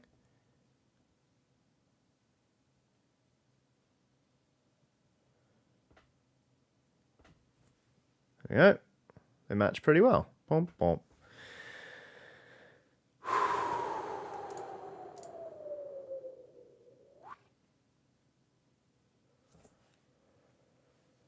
Hehe, Caitlin says, "So glad I paused my Hades run for that. The song was awesome."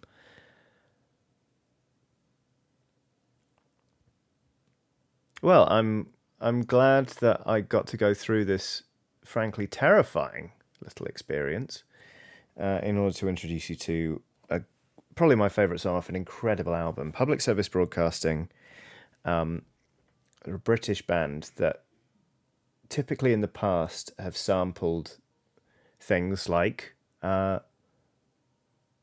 recordings from, the Apollo flights and all that kind of stuff. So The Race for Space is an album all about the race for space. So there's stuff about Gagarin and,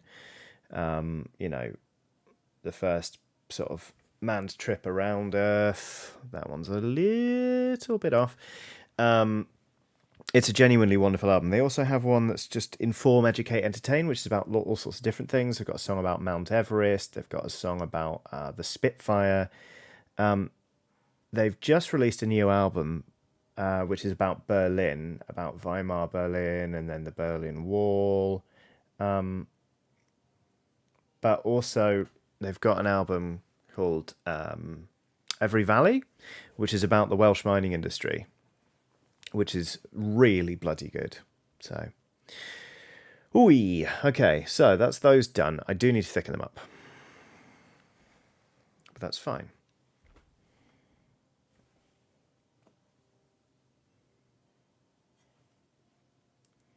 And then we're going to start on the cutting claw.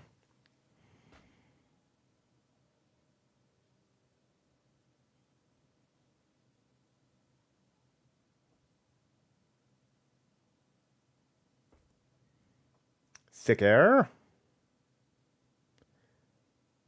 Will says, "Ooh, they're not quite done." Oh, was that you saying ooh, as in like ooh?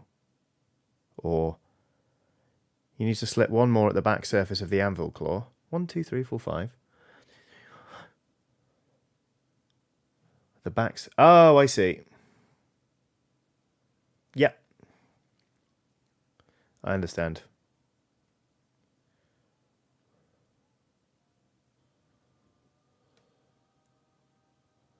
Okay, I'm going to get to that.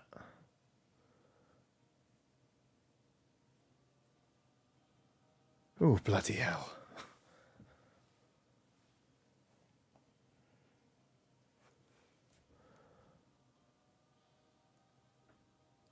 Hazard stripes are right up there with checks in the why do orc players do this to themselves stakes for me.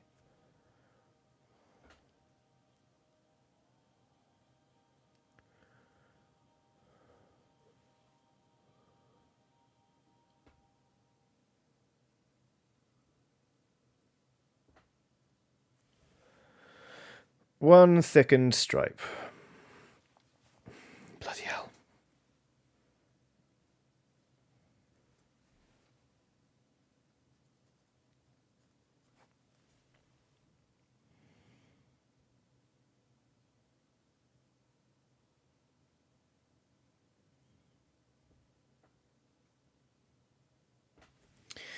Need more paint. Oi, oi, oi, oi, oi, oi. Wendy Forecast says, how do you find all these cool bands to listen to?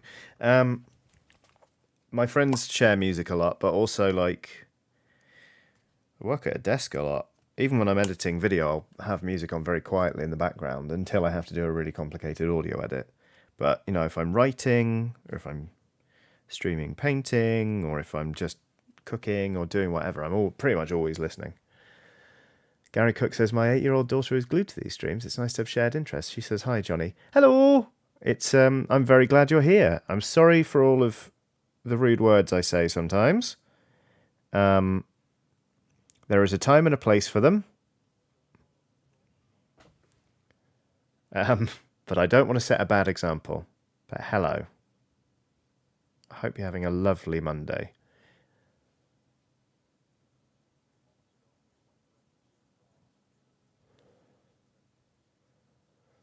Whoop.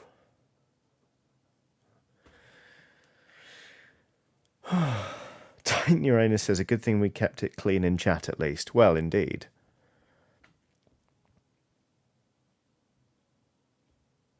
If anyone has kept public service broadcasting on, we're now on to Go, which is an incredible song.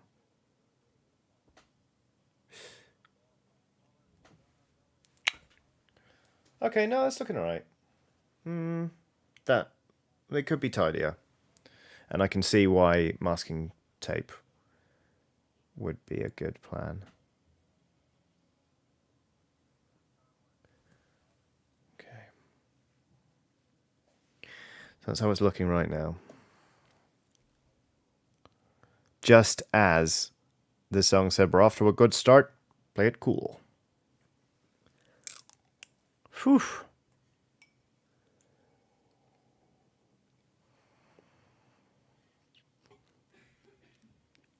Will says you can confidently go to about two times that thickness, honestly. I was thinking that I'm going to embiggen this side before I can't believe I just said embiggen. I'm going to thicken up these ones before I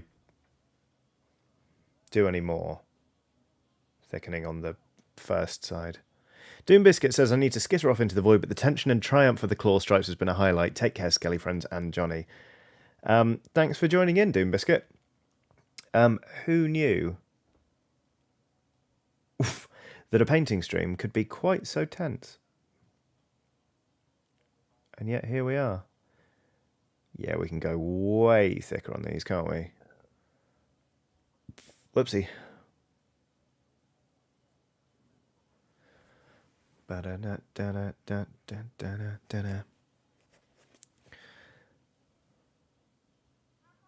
It's a perfectly cromulent word. Why is everyone saying it's a perfectly cromulent word?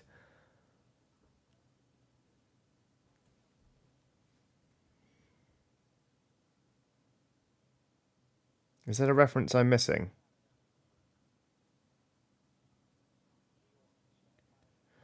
Oh, that felt smooth.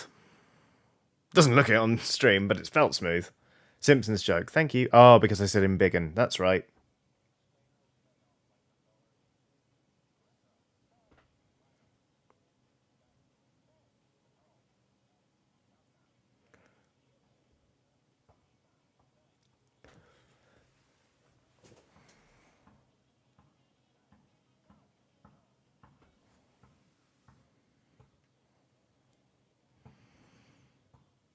Okay. So, well, you were talking about having the stripes go this way to cut in the opposite direction, right? Because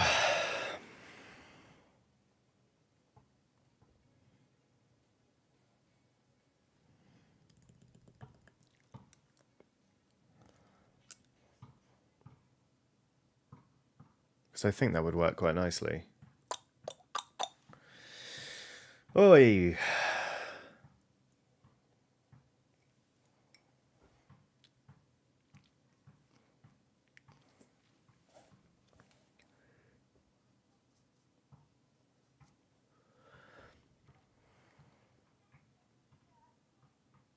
Ah, that way they contrast and have the look of drawing into the middle of the clay. Understood. What's the music up to? Right now, Just Man Bun is fine. I've started the final track in the album, which is called Tomorrow.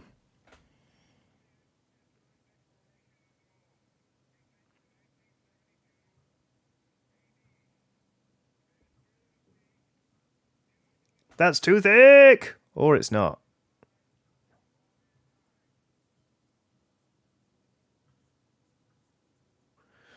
Okay, maybe that's too much. Pare that back.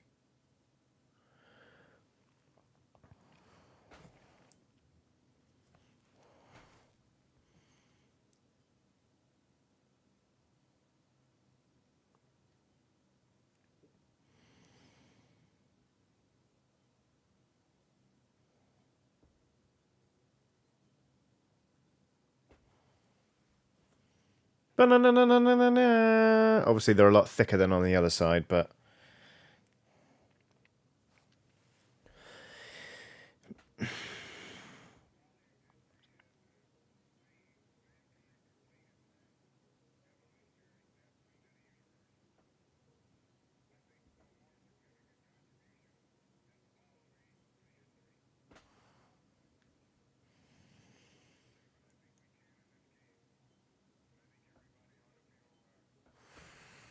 So, obviously, they're uneven thickness, but I'm going to start thickening them up. Hoi!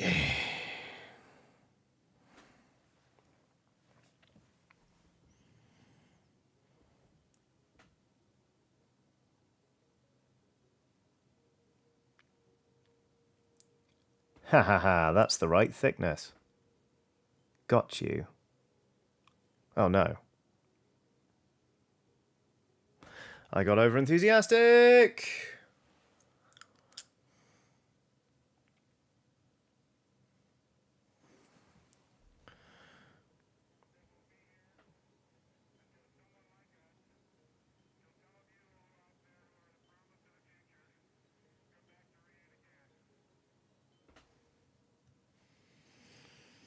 Okay. I can do some tightening up on that. I don't know why I've decided to make the stripes bigger on this side first. And I don't know if I'm doing it well. Oh, Christ! No, I'm not.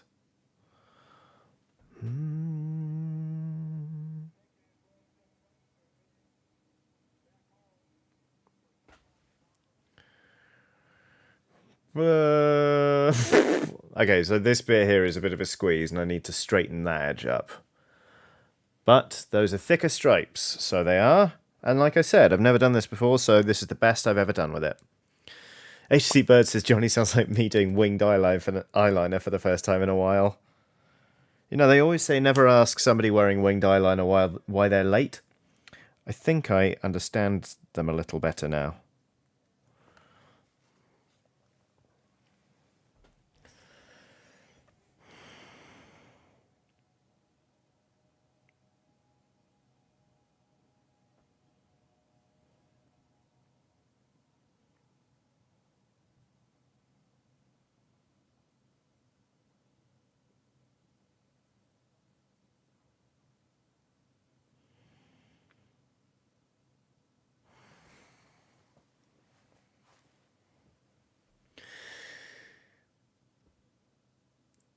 So this isn't going to be heavy metal standard. Like, these stripes aren't going to win me the Golden Demon. Especially now. Blah! But I'm having fun. I almost don't want to show you that bit. I've messed that bit up, so I'm going to go back in and fix that bit. But it's good fun.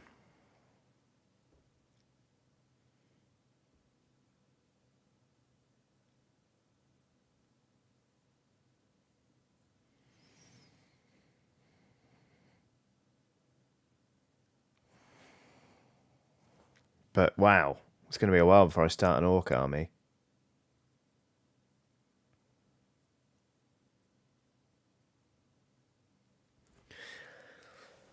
You know what? Actually, that could look a lot worse. That could look a hell of a lot worse. Oof. Right, what was I listening to before? I don't know. But that album's done now. Oliver Morgan says, I'm off to work. You fantastic people have good days. Till next time. Take care. I hope you have a good time at work. Oofed. Okay.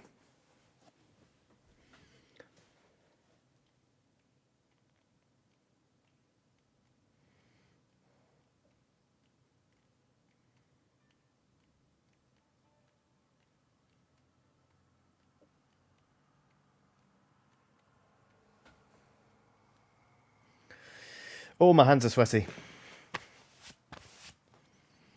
I was about to drink my paint water.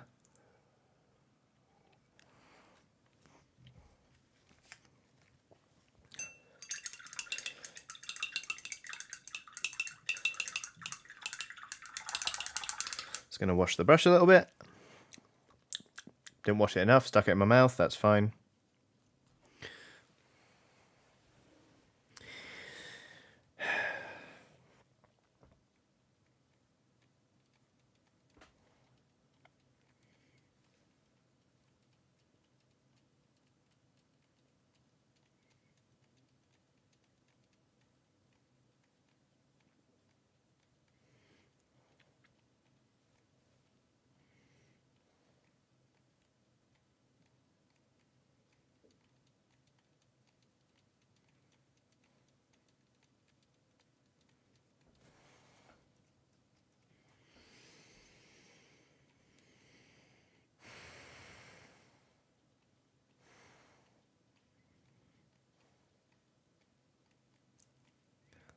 I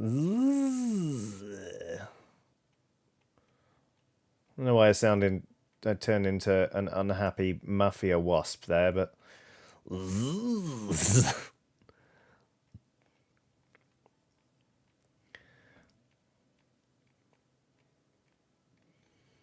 mean, I can tell the wasp, but he ain't gonna like it.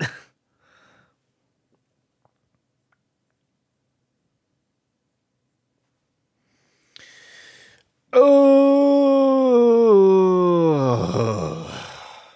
Why do they do this to themselves?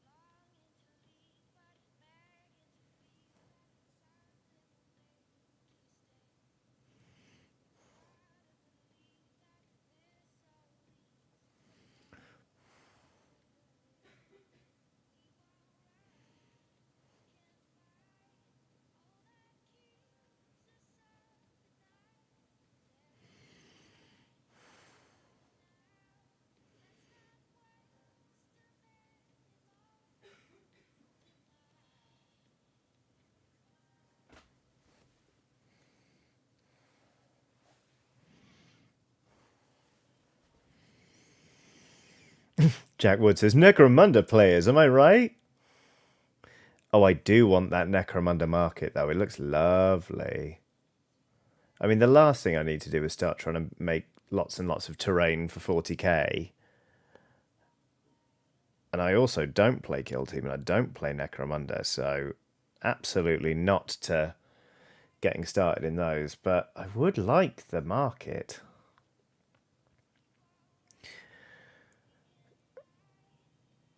I'm thinking, actually, I've been talking to actually my friend Reese, who was in the chat. and who sent me this model, we've kind of been swapping ideas about kit bashing together 40k Blood Bowl teams. Like, I'd love to do an Adeptus Sororitas. It's scrappy, but it's fine. Some Adeptus Sororitas Blood Bowl models. I don't know what I'd field them as. But I just think they'd be really fun. Or maybe I just want to paint some more Adeptus Sororitas. That's fine too. But like, get some Tyranids on the pitch, you know, just really fun kit bashes, you know. Okie dokie, right, so I want to go back in and tidy up that line.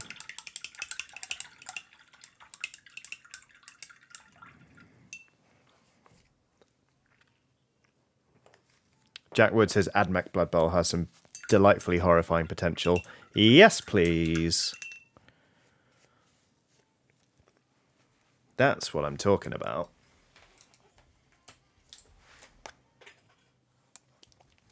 Right. Like, my friend is playing Elven Union in our league, but he has made the models horrible. Like, they're covered in roots and branches, and like bits from his Sylvaneth bit box and also his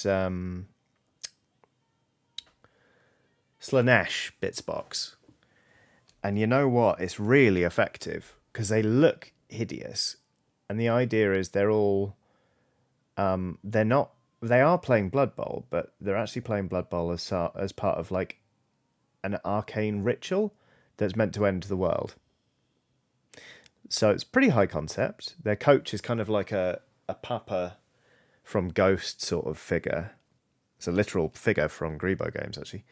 But they're great fun. And I'm sure he would do something hideous with Admech. It would be bloody delightful. So if we end up doing it, I'll let you know. Right. I've got stripes. They'll do. Now, we talked about slapping some Seraphim Sepia down on this. Seeing what comes out of it. I'm up for that. Let's just wait a little bit for that to dry.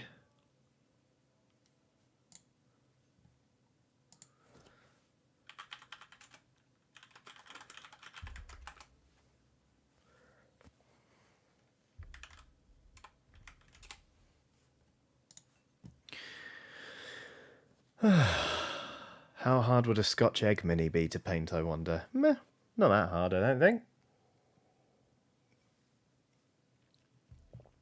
Rob Deville. Is it Deville? Am I saying that right, Rob? I feel like I'm getting that wrong. Says, Iron Warriors are worse for it. Try painting hazards on Space Marine shoulder pads and greaves. Oh, goodness me, no thank you.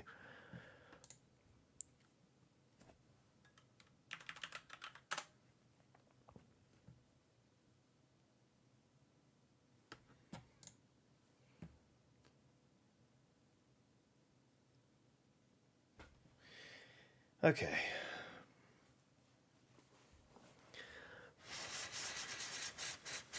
Danilla Dragon says, speaking of Blood Bowl, I'm now going to work on my Grayscale Necromantic Horrors team again. Yes, please.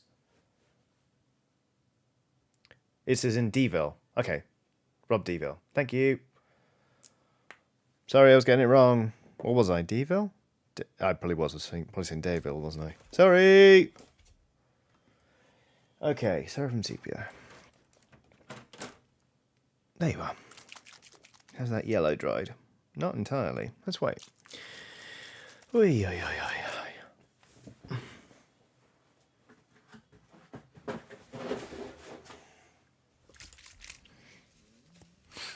Some of the Sicarian sculpts would be good for Blood Bowl. They've got like a linebacker kind of running pose, says Jack Wood. I'm not sure if I know those. Sicarian.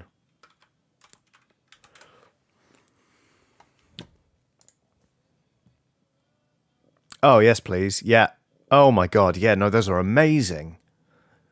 Ooh, maybe I want to do that instead of... Oh, I think I want to do that instead of Sororitas now. Because also with Admech, they lend themselves more to like a necromantic team, you know, or something fun that I don't play in Blood Bowl. Whereas with Sororitas, I was like, what would I field them as? The new Khorne team? Just humans?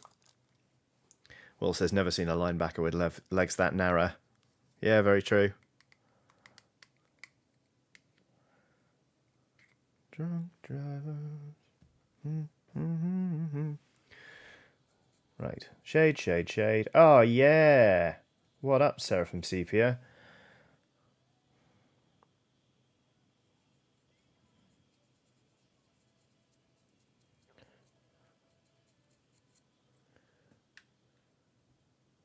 Oh, Will says, holy fuck, I cannot type today.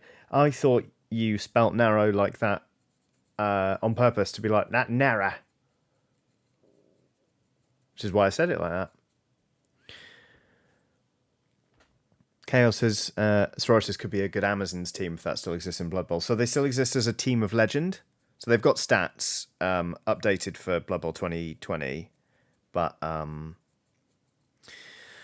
they... Look at this. Look at this. I'm really pleased with this. Like it. It's good. But like they've not been, you know, they've not had any new models or something. I thought maybe Amazons for the Sororitas, but now I really like the look of those Sicarian infiltrators.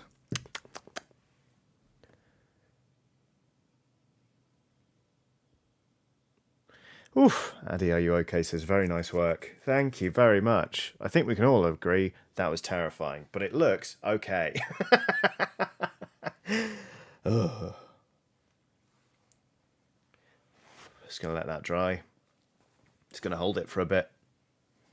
Like I'm at a seafood restaurant and someone's interrupted me.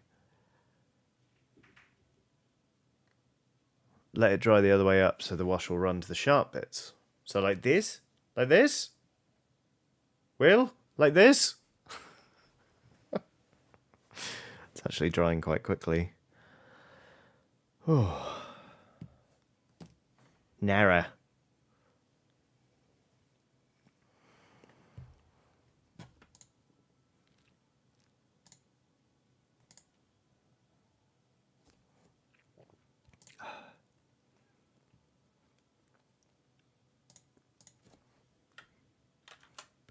Nara. Oh. Will says, thank you for letting me backseat you into painting Hazard Stripes. You've absolutely smashed it. It was fun. It's something I've always wanted to have, never wanted to do. And I've done it and I don't hate it. I think overall it looks pretty nice. I'm not sure how I weather this really. How I try and dink it up a bit, but I think, right, hang on, let's get the big bit back in. I think that's going to look real nice on there. Just imagine he's doing some form of dance. I think that's going to look nice. I'm pleased with this little thing.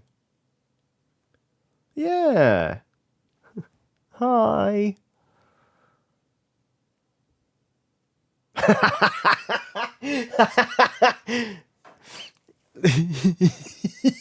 Lady Carfax says, just turn back round from doing the washing up. It looks so much better than it sounded like it would.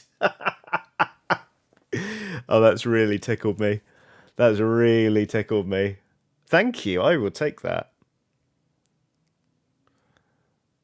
Yeah, I think sponging on a bunch of metal is the way to go with this, isn't it? God, that was funny. God, that was funny. And fair.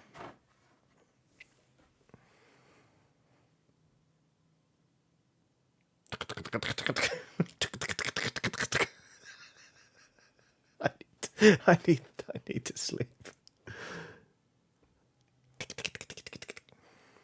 Scuttling around, grabbing his you-know-what, flipping the you-know-who. There we go. Well, you know what?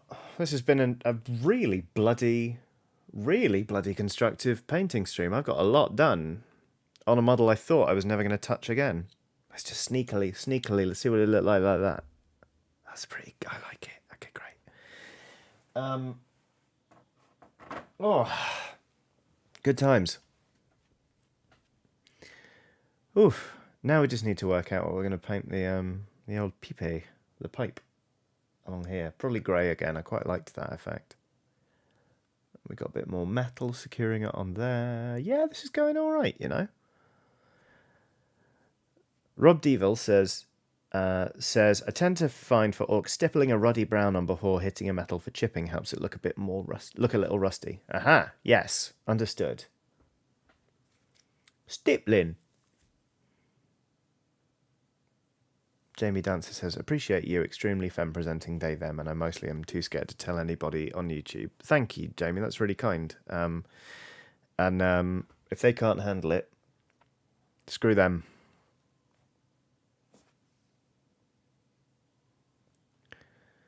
Oof. Welcome to the final portion of the stream, watching shade dry.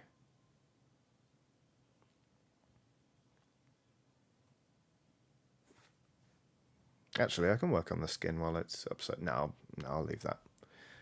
Know when to quit.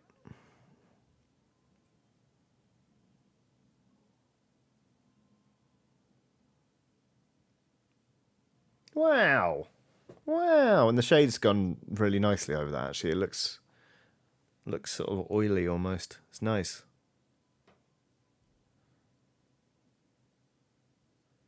And then stipple on some brown, stipple on some silver. Yeah, that'll work.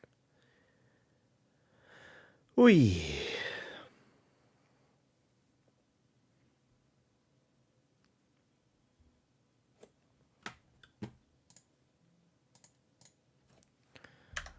Yes, please. Just got a message from my wife saying, do I want a Manhattan?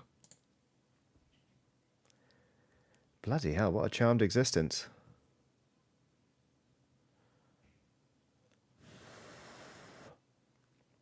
Thunder Cookie says, I like how the shade makes it look used but well cared for. That's going to change.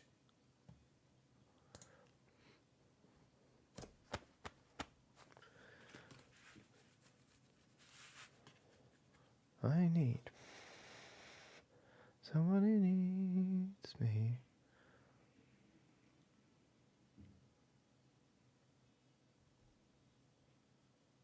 A Manhattan is a cocktail, Benny. Not a style of pizza, at least as far as I'm aware.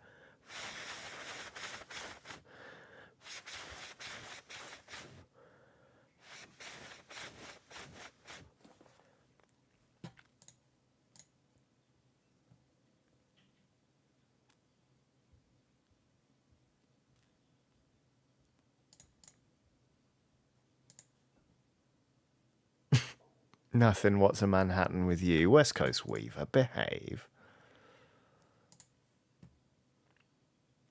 Titan Uranium says, Royal Bourbon. It will be bourbon, I think.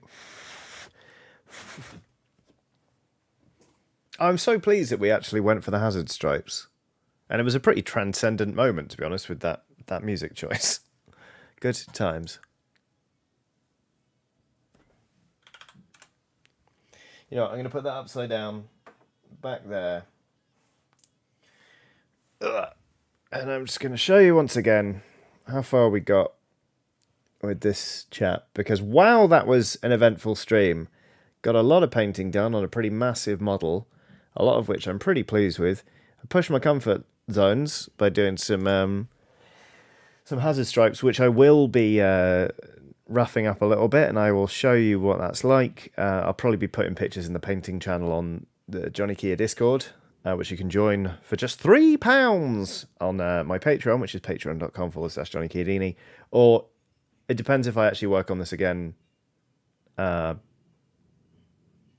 in my own time. Like I said, I've got a pretty busy week coming up, so maybe I won't be doing much more work on this in the immediate future, so we might stream it again. You never know. But I'm dead pleased with this. Yeah, I'm really pleased with it. So thanks everyone for tuning in. This has been really, really good fun. And I think it's a really good idea if we go for that idea which, every 8 weeks, we're going to do a stream where we have capital H, have to choose a crafting project that we're dragging our heels on, and we need to band together and absolutely smash it. So there we go. Thank you all very much. This has been really, really lovely.